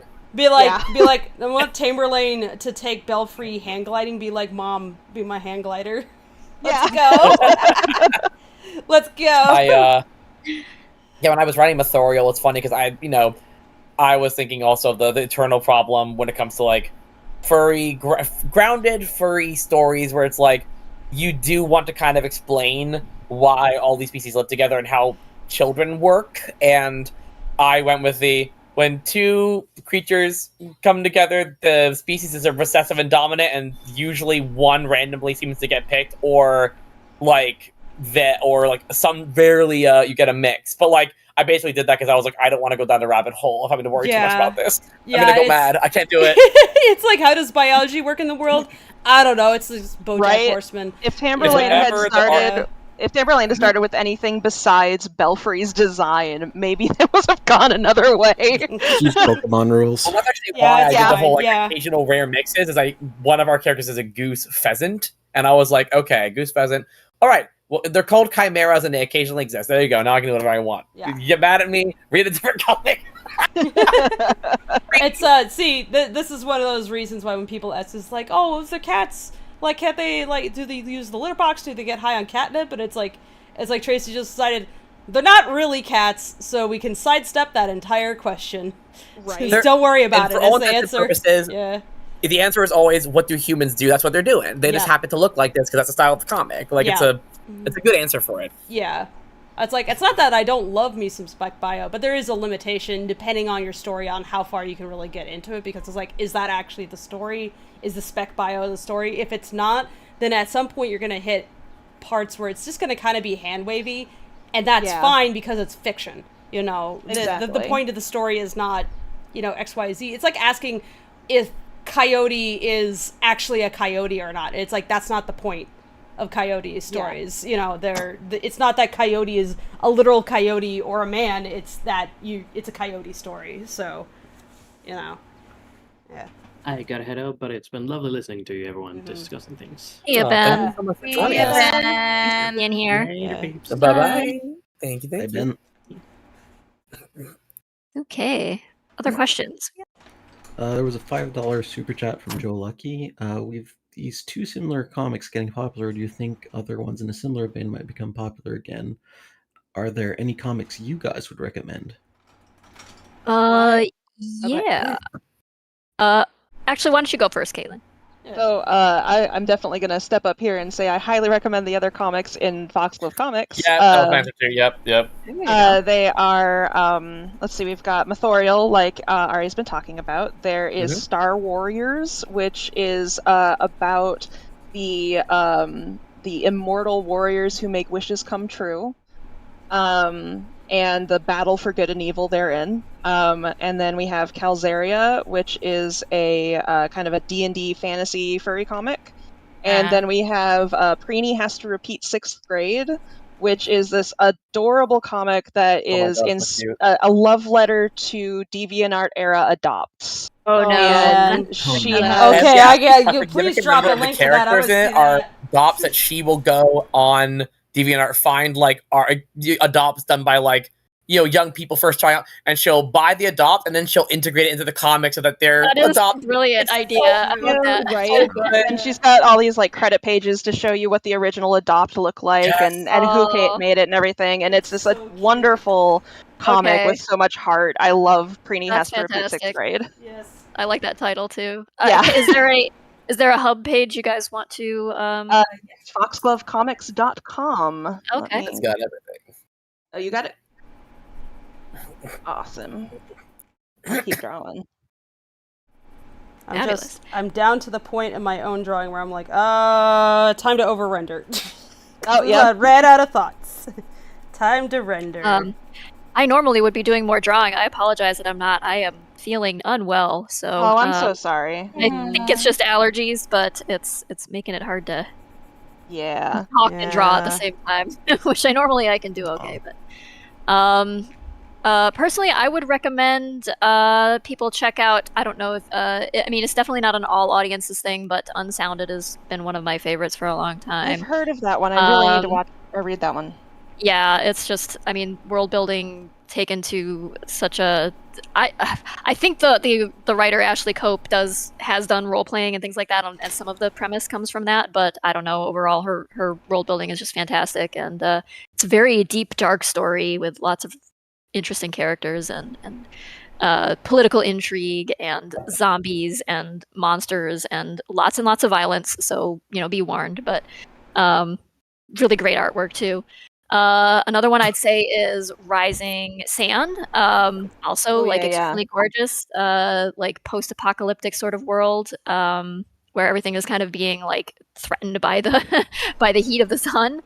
And the art is just like phenomenal, like better than most like trade comics that I've ever seen. And let's see, like I mentioned Tiger already. Another just fabulously, like the characters are just so charming and fun, and the art is so charming and fun. And that's all I can think of right now because my brain isn't functioning. But, I'll recommend a horror comic that I really enjoy. That's just kind of like disturbing in a good way. Nasty Red Dogs. Nasty Red Dogs. Nasty Red Dogs is that that is about it's like this town or area or whatever is experiencing this apocalypse where dogs just turn into these gross red dog monsters and they're hunting down people, and like there's like 2 moons in the sky, or maybe there's 3, and something to do with the gates of hell being opened up. So this is like connected to hellhounds and Cerberus and stuff, and it is the way it starts off, like the art is really rough at first, but it's like super expressive, and it like just transforms like page to page in really interesting ways that honestly work really well with the themes that are being explored.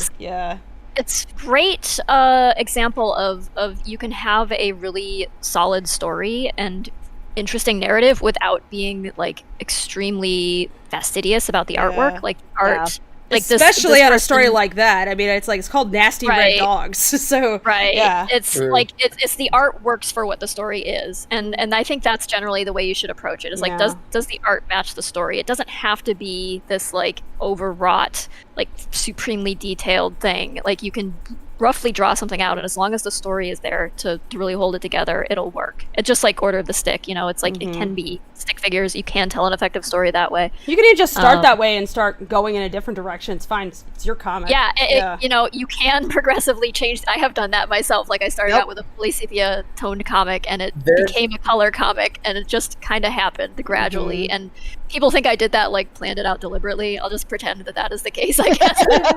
There's a comic that started back in the early 2000s called Questionable Content, and it's like a sort of like ongoing drama story, and the artist is famous for just fundamentally completely changing the art style of the entire comic like every year. And I love it because you can always look at the page and go, oh yes, that's the 2016 era because that looks like this style. Go. It's so fun. It's so it's cool. Your comic. You can do what you want. No one can stop you. And that's all awesome. The fans like get obsessed with like the new style is so cool. And it's like it's part of the fun of it is just the evolution. It's neat. Yeah. And I think you should let it happen because being stagnant the entire time is so stifling. Yeah, like, you don't want to get trapped in your art style from like 5 years ago. Like that just sounds upsetting. I just don't want to draw this anymore then. Yeah, with Caitlyn, like with chapter 5 when it started, there were some things she wanted to explore with like the way she was rendering pages and stuff, and so she just went for it. Just made and it's like really cool because you can see that. So it's fundamentally the same story and the same art, but there's like an evolution happening. It's embrace it. Okay. Next question. Maybe let's do this because we're in the last half hour of what we planned. Why don't you guys look through the question chat and see if there's any in particular that call out to you? Sure. I think we just had one from Brianna Valoria for $1.99. Thank you so much, Brianna. Says, are you an early bird or a night owl? Definite night owl on my part. I'm a whatever time early bird. Fable's a no sleep. Sometimes being a night owl actually translates to being like a really, really early bird, and I'm actually most active like after midnight, I think. But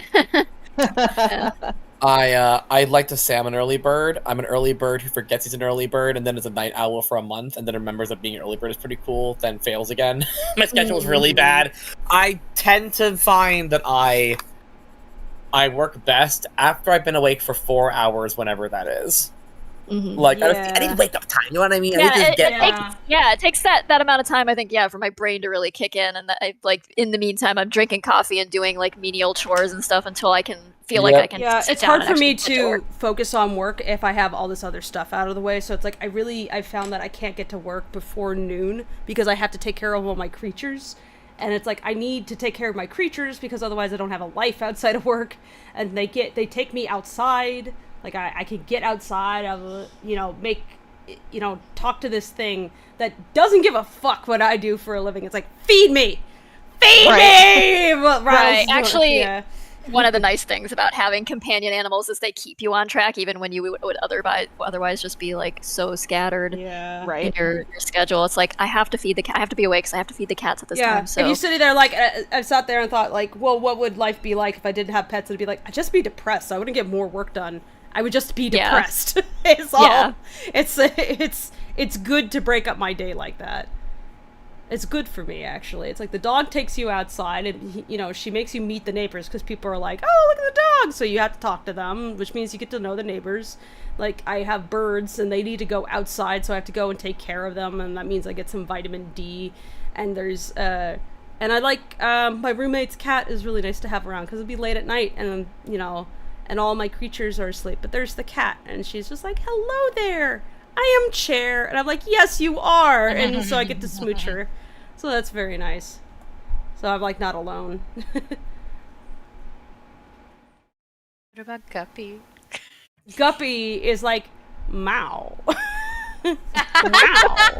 She sounds like Owen Wilson when she meows, she's like, wow. Wow. Guppy is great. She's the best little cat. Like, if Chair was less stressed out about Guppy being around, we might keep her even. But we know for certain that she'd, like, get a home, like, ASAP, because she's such a good cat. Such a good cat. She just, like, loves to be picked up and, like, smooched and cuddled, and she likes to make biscuits in your lap, and she's very chill. Aww. That's really sweet. For anybody lacking context, Guppy is a rescue that Fable and Sam are fostering. She has no nose. She's got a cleft palate and lip. So. Oh, baby. Yeah, so when she licks herself, she just slimes herself because she just, like, wipes boogers on herself since there's, like, there's no, like, wall between her nasal passages in her mouth, so she just gets booger mouth, and so she tries to lick herself, she just wipes boogers all over herself, and it's like, oh, baby, so you gotta get the baby wipes out and wipe her down, or give her a bath occasionally, but she's really good about it. She is super cute, regardless. And, We're like, who threw this cat out? It's just tragic, so it's like, this cat doesn't belong outside, this cat needs to be in somebody's home, on their lap, like, either with, like, a little kid who needs a friend, or an old person who needs, like, a warm companion. Just anybody, really. She's a good cat. So, yeah. But, yeah, she got no nose, so she kind of looks like a little fish face. It's really sweet. What's this question? Somebody says, the color purple. Will there be more purple in Tamberlane or Lackadaisy? I guess I do. I don't use a lot of purple. Yeah. I don't, really, but I guess my blue palette sometimes runs a little more toward the purple side, but I like purple, and I am close with Ashley, so yeah, most likely. I think you have, like, your own cameo Kira that is close-ish to purple, kind of a gray purple. Yeah. Mm-hmm. And then Ashley also has Honeybun as a cameo in there, and that's also purple. Oh wait, which page is that, or did it show up yet? She's in chapter 3 during the council scene, and also chapter 5 during another council scene. Oh, you put Ashley on the council? Everybody's fucked. Yeah, if you go to the very, very end of chapter 3, like the last pages, she's there. Oh, okay. I have to double check. Yeah. Speaking of purple, now I'm going in with pinks and purples myself on this. Someone asked, will the hardback omnibus be limited edition or can it be purchased later? It will be purchased later. It will be available on our shop. There's a $5 Good to know.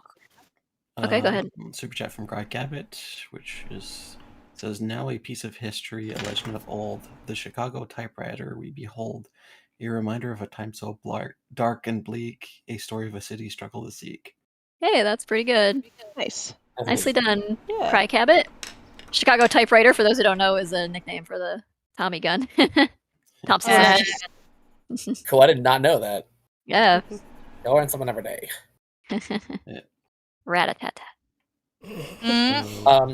I've seen this question quite a few times, so I'll just go ahead and answer it. Is Tamberlane going to be made into a cartoon? The answer is no. We are working on a webcomic, and doing a cartoon would be so expensive and so long and so complex that it would basically put the webcomic on indefinite hold for maybe like one episode. So we are focusing on the webcomic. We had so much fun working with Ashley on the animated trailer, and that really was a great experience, but also just reiterated the fact that it's a very time-consuming thing and a very big process. So shout out to all the animators out there who are able to do it, because it's an intense, incredible thing you do, but we're going to stick to the graphic novel webcomic kind of format, I think. At least for the foreseeable future. I'm not saying never, ever, ever, but that's just not something we're even like really considering right now. I think a lot of people ask, is it worth knowing? Completely respectable choice. And yeah, like if you're getting into the animation thing, know that it's like, it is intense. It's a lot of work. I thought I could keep doing the webcomic while also working on the film, and that was a very silly thing of me to think. So it was hard enough trying to keep up with the comic just while helping slightly in the background with that trailer, because oh goodness. Yeah. So much respect to Fable, you and Tracy and everyone else in the here who helped with the animation, because that was incredible. Like really just unbelievable work on that. I can't even imagine how you guys pulled that off, but it is extremely good. So good. Mostly delegation. Delegation. Planning, like so much of the work much planning. is organizing and communicating. Like it's absolutely. It's, like obviously there's a lot of drawing involved. You have to draw every frame, but and then of course color it and composite it and do all the background art and everything like that. But yeah, I mean, like a vast majority of the energy goes into just keeping things organized, keeping people on track, communicating with them, making sure everybody knows what they have to down, do, giving them notes. Yeah, hunting them down, the lassoing them, dragging them back. How it is, yeah. Cat herding. A lot of Google Calendar. Artists are like cats. Yes. Very, very, very much so. CXXD Reacts gives $10 and says, I recently found out about the upcoming plushies for Lackadaisy. I can't wait to get a hold of a plushie of Rocky sometime in July.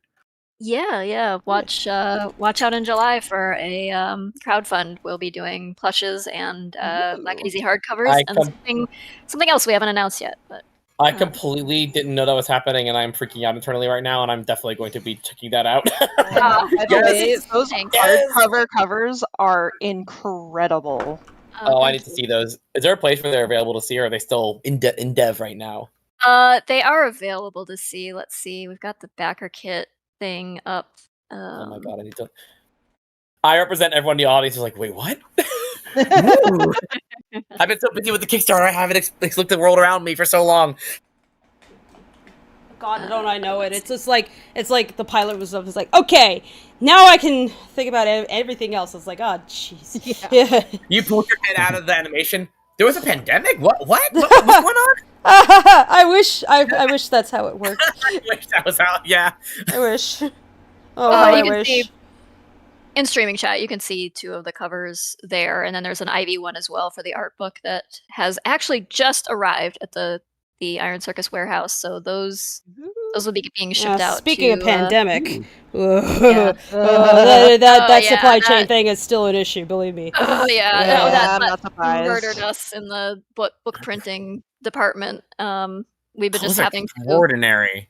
Explain endlessly why that book wasn't released yet. The book was actually done like more than 2 years ago, but the printing process was much impeded by things that happened as a result of the pandemic going, and like all of the repeated factory shutdowns and things.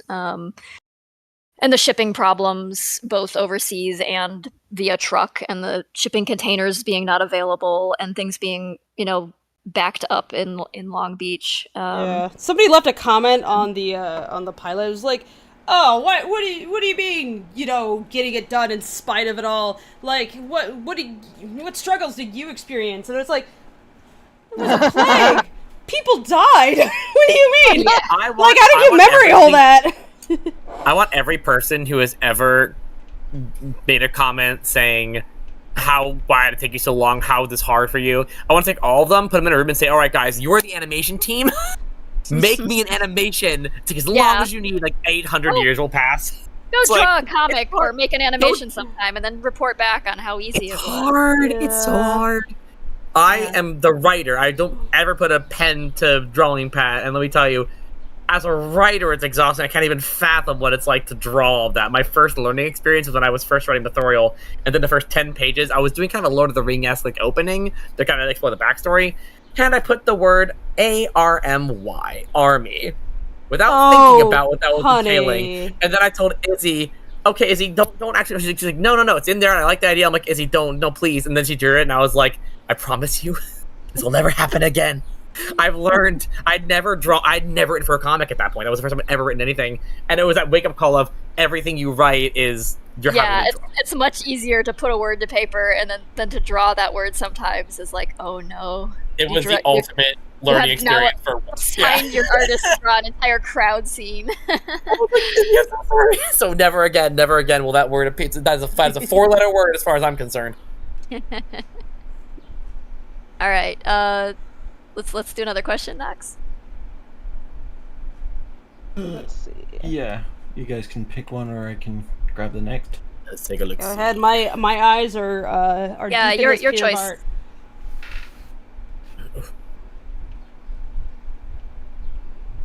The next one. Oh, here's one. I've got a new one here. Nye Empire the cat says, if I remember correctly, the characters in Tamberlane canonically have British accents.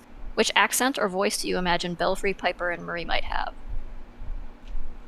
Let's see. So yeah, they have British accents when I write them.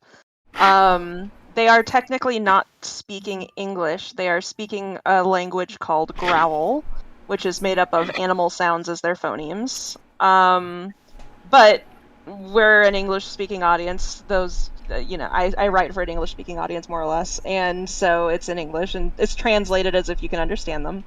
But if I were to choose a voice cast, I know for sure that I like Anna Kendrick for Belfry. And I gotta say the voice actor that they chose in the Spotted Martin dub for Piper is also spot on. And I do not remember who they chose for Marie at this point, but I think it was also good. Yeah. Cool. I'll let somebody else pick the next question. If you guys I'll take a gander here. Let's see. Oh, here's a good one. How do you start promoting your comic even though you have a small audience? Asks Loshi. Keep going. Yeah. I mean, keep putting your content out there, and I hate using the word content in that way because it makes it sound like, commodity. But right. It kind of takes all the soul out of it. But I mean, it's the way you tell your story and the way you attract new readers and people to it. Yeah, people can't be attracted to what's in your head. They don't know it yet. Yeah. Right.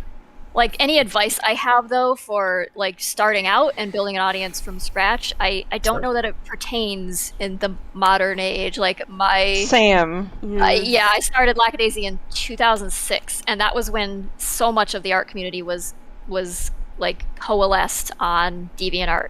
And so you could put stuff there, and if people noticed it, that was the place. You didn't have to be on Instagram and Twitter and Tumblr and, TikTok and YouTube. You didn't have to be a YouTube personality to get any attention. You didn't have to figure out a way to take your picture and make it apply to a video on YouTube to advertise pictures. It's a whole thing. It's right. Yeah, so it's I a can give, different internet now. I can give a piece of advice that, because I joined again. I am the baby among the group here in that I started making comics in 2019. I started writing it in 2017, but 2019 was when we first started getting ready to launch. And my experience was, the reason Foxglove, which for those who have joined since you mentioned it before, Foxglove is a webcomic collective. I believe now it's 5 or 6 webcomics. I think it's 5. And made from diverse, extraordinary artists with really cool perspectives. And we all kind of, I think one of the best things you can do as an artist is find other artists like you who are, also maybe starting to create their own webcomic, and talk with other artists, meet other people. And people I think sometimes will think about I just started a webcomic, I'm going to reach out to someone with 800,000 followers and they'll help me out. It's the truth of the matter is, artists love to help artists, but time is so limited and there's so many people when you're at that level that find people that are also like you, getting into this world and are exploring their things, because the best way to raise yourself up is to have a community doing it together.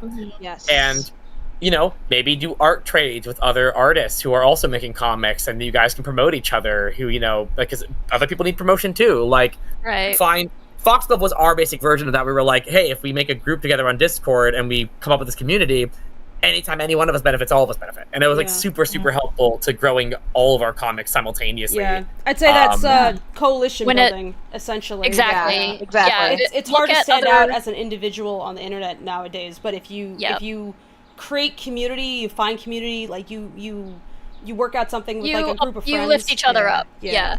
And Exactly. you provide support for each other as well, because it is rough out there sometimes. Yeah, exactly. And it's nice to have other artists around who are dealing with the same things you're dealing with, and you can just kind of commiserate and lean on each other, and have that mutual motivation to if you're sitting there in a Discord chat with somebody who is working on their comic and you are kind of procrastinating working on yours, it might kind of push you into okay, I gotta let me start working on this, it's that sort of thing. But also I would just in a general sense say, think of other artists out there doing their thing as your allies, not as your rivals. Especially in the internet space, where this isn't competing for specific job roles or something. It's not a zero-sum game. It's much more of a rising tides, lift all ships sort of thing. So and I phrased that incorrectly, but whatever. The idea is, you help each other out, and when things are going good for one group of artists, it's generally good for other groups of artists as well, because people then take you more seriously or whatever, consider more legitimate, and Yeah, if you're worried of oh no, but they'll think I'll copy a blah. It's honestly, most people are oh, I like thing, I want to find similar thing. It's you don't have to view people who do something similar as you as competition, because the audience for that is probably also going to be your audience too. So you don't have to be possessive like that. It's fine.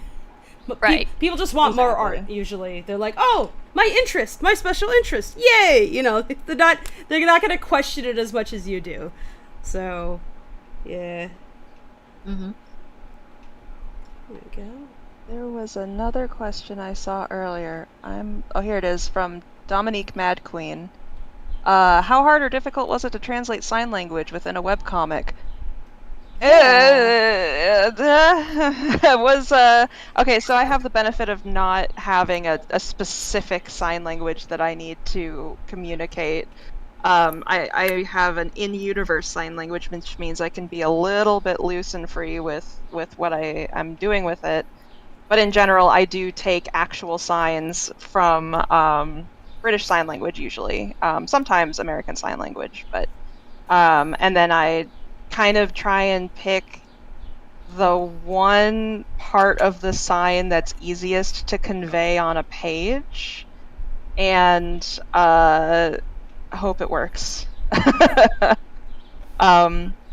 It's if you want an example of a comic that does as somebody who doesn't speak ESL, I can't say from a personal perspective, but they do put a lot of effort into it. Runaway to the Stars by Jay Eaton has several characters that use sign language, both aliens that use their own kind of thing, but also characters that are explicitly using, I believe, ESL. So, I would say take a look at that. You might find some inspiration with that, both audience and also yourself.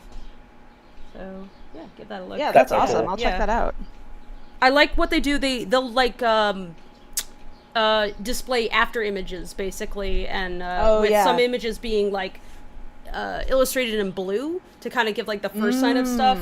So that's pretty good because then you can string together a sentence more or less, and also embracing motion indicators as well, because it's like this is a language, so you can embrace like an arrow where you wouldn't normally put one. So in the same way as that like text has like dots and you know, has like periods and exclamation points and that kind of thing, but it's not like the characters are literally, you know, you can come up with your own rules. But I thought that was pretty clever as a way to like it's almost like punctuation where the movement indicators help indicate what's going on to a viewer. Yeah, that's great. I love that. Yeah, it's like if you can find a if you have any hard of hearing viewers who do speak British Sign Language, then you could always run it by them and be like, is this clear? Like, am I actually catching like the right thing? So, yeah. Exactly. It's definitely a challenge because that's a time-based language. It does not translate excellently into non-time-based language. So yeah, you basically just have to do your best. Yeah. Be easy enough to animate, but not to draw just one space, I guess. But at least it doesn't come as innately to somebody who's not as well versed in it. But yeah. You gave yourself quite the challenge. I did. Yeah. I decided that I was going to have a character with bat wing hands doing sign language. With only 3 fingers that are not a wing connected one. Woo! Sometimes we set ourselves up in a self-sabotage, but hey, you work with it. It's, it kind of goes back to what we like. You know, Kim was talking about this earlier, like how part of starting a project is an element of willing denial. You kind of have to be like, look, you could sit there and be like, is the sign language and all this different thing going to be really hard? Yeah. But you can also just be like, is it going to be cool? Yeah. Get excited. Yeah. And then, it'll be hard, but it's like it's hard. The ways sometimes in which your ignorance serves you in the end is that you learn partway through, you're like, oh no, I've made this so hard for myself. I've made this such a challenge. But the challenge is part of what makes the thing like unique. Like you've set yourself up with a very unique challenge, and that's something that sets you apart from other things out there. You know? Like every kind of story, like you could say, has been told before, but it's all in the way it's told and the details and everything that makes it different and its own thing, you know. So yeah. I don't think there's, you know, it might prove a mind-bending problem or a very frustrating problem at points, but, you know, appreciate it for what it is. And exactly. Yeah. Chris Hewitt says, who is your favorite Tamberlane character? I guess we can ask the creators that, but very often the creators can't really pick one of their favorite children. So I do love them all, but Oakwood's probably my favorite. The grumpy I was gonna say coyote. I like the grouchy, analytical, evidence-based approach to. I like that character. I like Milo a lot. The over enthusiastic student. Yeah. And Belfry, of course, is just endlessly adorable. Her flailing, and her very try hard. She kind of, in a little bit, in very minor ways, reminds me of Rocky a little bit. And the fact just I would say for me, it's I would say Kurt. He's for those who haven't gotten all the way to chapter 4, he's a chapter 4 only character so far. He's a little insecure, bully child who's obviously got a lot of stuff he's dealing with, and I just find him so intriguing and poor little thing. I love writing his story, and I remember looking at him. I was like, that kid has visible ribs. What the hell is up with him? So it's like I don't.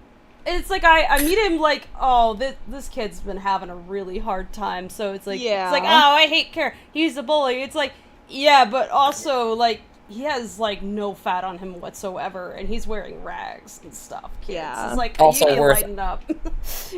Also worth asking why his name is Ellis, but he's insisted on everyone in the town calling him Kerr, which is a sad word to be called by people because it means like, you know, it's just like I love a character who just it's easy to find what you hate about them, and yet you're drawn to them. You want to know more Yeah. about them. It's really intriguing. So It I love has me her. thinking Sorry. that Kerr and Tamberlane actually might have a lot more in common than maybe they want to admit. It's like you two should hang out.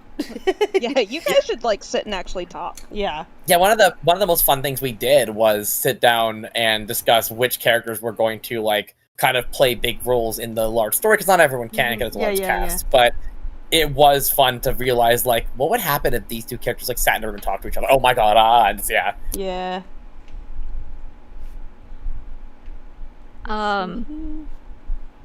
Cassie, I'll just answer this one real quick. Cassie Cat says, will the club pin be back in stock? Yeah, we actually just did pre-orders for club pins, and once we fill those orders, the rest of what we have ordered will be available in the Iron Circus shop. So yeah, the pre-orders will are a be. way of guaranteeing that you got one, as opposed to having to fight the masses for it. We expect there will be some left, though, so we'll put them up in the shop.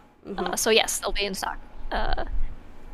And kind of similar to the question that was already answered about translating sign, Dominique asks, which character is the most difficult to draw? For me, all of them. Fair. I don't know. I love the challenge of drawing Belfry's like wing hands actually doing things. Like specifically, I love like when she's holding Tamberlane and the struts in her wings, the fingers in her wings, like curl to create like a bassinet sort of to hold her with. So I don't actually think Belfry is like the most difficult to draw. We've already come up with rules for her, so yeah, it's probably whatever character has something complicated going on that you don't draw them that often. Yeah. I also think it's possible that if a lot of the characters you drew in Chapter 4 had been in Chapter 1, you might have found them annoying to draw, but you've grown in your skill over time, and now you know how to like work within the designs that make sense for your brain. You're not making calls. You're like, why did I do this to myself? On the other hand, the other part of this is that since I now have some friends flatting for me, I don't have to draw the designs on the fur anymore. That makes a big difference. Yeah, it helps to have help. Right? Yeah. All right, I have finished my doodle. It is gorgeous. It's beautiful. I love That's it. beautiful. It's so Very cute. sweet. Thank you. So Definitely take a scan or a screenshot of it. So I can wallpaper on my phone. I have some It's so good. I have some drawing requests that I will not request, but sorry, donation-based things that I have to do from last night, where I didn't get through all of them, so I have to whip through the rest. But I figured I would at least draw a Tamberlane thing while I was working, and then I could move on. But you know, Belfry's just got a really fun design in particular. I was like, oh, I want to draw the little bat. I like the little bat. It's like, I like Bartok. I like bats. Yeah. I like characters with big ears, if you can tell. So. Yeah, big ears are the best. Actually, I made our ears too short here just because there was a space on the page. I was like, The edge of the oh, paper. why did I put it there? Paper. Yeah, it's fine. It's a style. To be fair, Belfry's ears have grown over time. Yeah, it's like that whole like what are they gonna look like in 10 years, and they're like the whole size of the page. It's She's just ears, and there's a little bat body. Yeah. And it's like, where's Tamberlane? And Tamberlane pokes out from inside her ear. It's like, here I am. She can fly with the ears now. They've gotten big enough. That's right. She's a regular Dumbo now. Yeah. All right. So we are coming up on the 2.5 hour point, so I think we'll maybe just do one more question, and then we'll start re-upping the Kickstarter and things, and hell yeah. closing out. If you have a particular question you'd like to answer, then by all means, it's your choice, Ari and Caitlin. But if not, Ari, I'll you pick get one. to choose one. All right, I'll dig on through here and see. I mean, they're all a lot of good questions in here, and I'm trying to pick one that like feels like a good final capper kind of question. Oh god, the pressure time's a ticking. Pressure. We will judge you for your choice forever. Just so you know. See, and this is like when I read my dialogue a lot. I want the pressure. I want the cringe. This is I'm coming alive. My question will be amazing. Okay. All right. Oh, that's a good one. Any tips for deciding whether or not to make your story a comic or a pilot? What is an advantage to each medium? Well, I'll say that if you're doing animation and you're working with a team of people, you have a group of people who is keeping their eye on the project the entire time, and you're able to run what you're working on past all them, and like each of the people that you're working with is doing things to the best of their abilities. So like you're not going to tell the writer, okay, now draw the storyboards if they can't do that. So you find somebody else who can do that, and like you need to have background art done, so you have somebody who can do that. But they're not necessarily doing the animation, so you can specialize a lot more, and breaking it up between all those people can make it possible to do something more ambitious. And, you know, like I was mentioning earlier, then that's your beta audience, essentially. So you can take whatever you're piecing together, run it by them, see how they react. So you have like a ready-made community, basically, right there. Yeah. But now you also have to coordinate it. That's tough. And everybody has to eat food and stuff, and depending on the nature of the project, either you just have to expect that everybody's volunteers, you only really have so much of people's time, or you don't have much money, so you can pay them what you can, but it's, you know, they're still going to have to go earn a paycheck. Or you gather together enough money that you can pay them better, but also you're going to be out a lot. As opposed to comics, where you're not going to be out that much money by comparison. Yeah. But you don't have as many people immediately at your disposal to help you with everything. So you could break it up. You could break up comics like a lot to get helpers. Like I know in Japan, like they actually have a lot of people who are like, I'm just the guy who draws horses, and brought in for that. But typically in our sphere of things, the writer and the artist are the same person, and they're doing a lot on their own. So yeah, because they can't afford to bring other people on. So yeah. And definitely, I think a good advantage to comics is the lack of barrier. The lack of it's a great workshop to explore what you want to create and to kind of practice your craft. You can treat it as a workshop. Animation is too expensive and time consuming and requires to be able to be a practice workshop thing. You kind of have to commit a lot when you do an animation, unless you're doing independent animation on your channel, which is not the same connotation as a pilot. I think.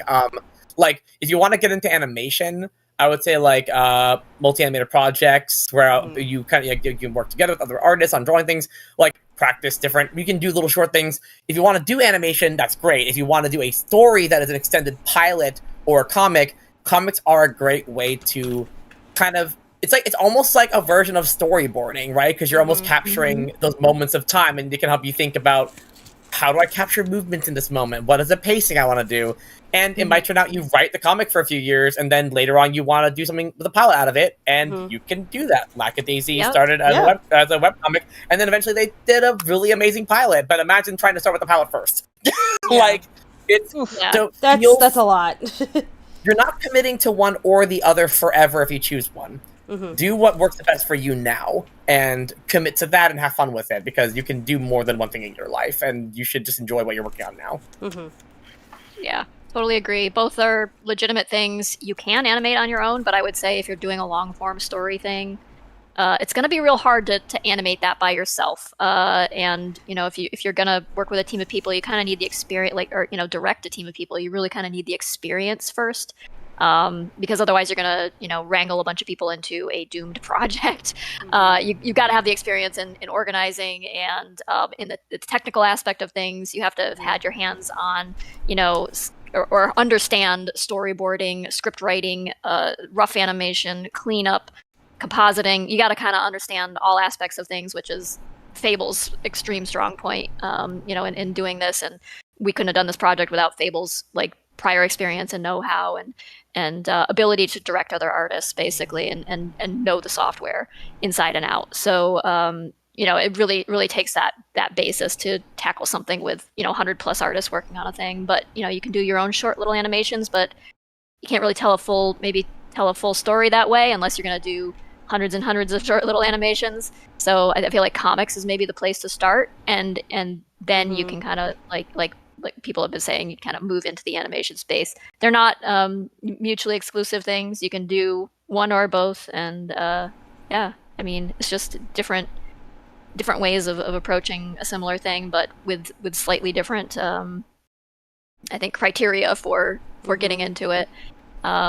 And Ari did mention maps, which I think is like a really excellent way to fill out your portfolio if you want to, you know, like get that experience working with a team of people, cooperating, you know, just be involved and then kind of understand like workflow and pipeline of animation.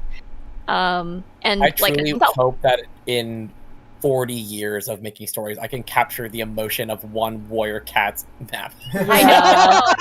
Like so many of the artists who came to work on Lackadaisy were warrior cats map artists. Like it's so good. And their portfolio, like that they would submit, their reel would be full of their map animations, and violent cats. Like, violent cats tearing each other apart. It'd be like, damn, they do good cats. It's like, well, I mean, aside from it just fitting the, you know, the motif for Lackadaisy generally, it also just showed how, you know, what their skills were, and that they would, you know, that they put their heart into the work, and that they were just that good at it, even when they weren't being paid. They just were doing a team project for fun. So yeah, they came from those places. Animators, compositors alike did.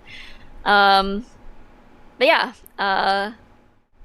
comics is definitely more accessible. You can kind of just jump right into it. But you could also. Oh, we had another super chat. And, yeah. Wanted to. Go ahead. The Curator 1918 gives $5 and says, "Hey y'all, I love you all. Keep up the good work and God bless you." Thank you so much, Curator. Thank you. That's very kind. Thanks. And Durnan Iron Knuckles. You want to go ahead, Tracy? Sure. Durnan Iron Knuckles gives $10 and says, "I just got your character sheet for the animation Gumroad. Very good classic style. Thanks very much." Yeah. So just to clarify what that is, we up on Gumroad. Lackadaisy Gumroad, just gumroad.com/Lackadaisy. We have all of the Lackadaisy character sheets available. They're free or pay what you want. And there's an emoji set there too. So you know, if you want to get an idea of how character sheets are made, or like get an insight into our particular character designs, go ahead and grab those. They're all up there for anybody to have. But with that, I think we'll probably start wrapping things up. I want to kind of reiterate that Tamberlane has a Kickstarter running. There are 4 days left to pledge for their beautiful omnibus book. And you can, at this point, help them reach their stretch goal. I believe it's paper quality, if I'm not mistaken. 75K for the paper quality is the next goal. Right. So if you want an even more beautiful book than it would already be, yeah, go help them out, and also just to support some, you know, independent creators who are out there making beautiful stuff. Heck yeah. And Absolutely. I'm gonna post that link right in. Oh, you already did not. So right. You're always 2 steps ahead. So thank you. It's my job.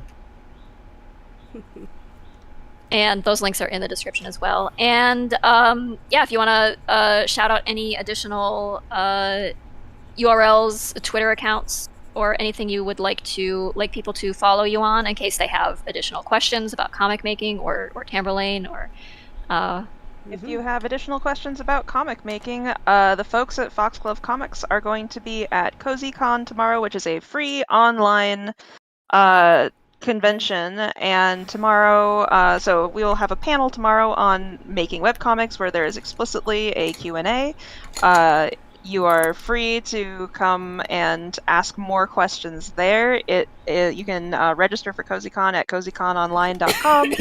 And we'll be there on the CozyCon Twitch channel at a time I don't remember right now. Let me go check real quick what time that is so that we can end on that note.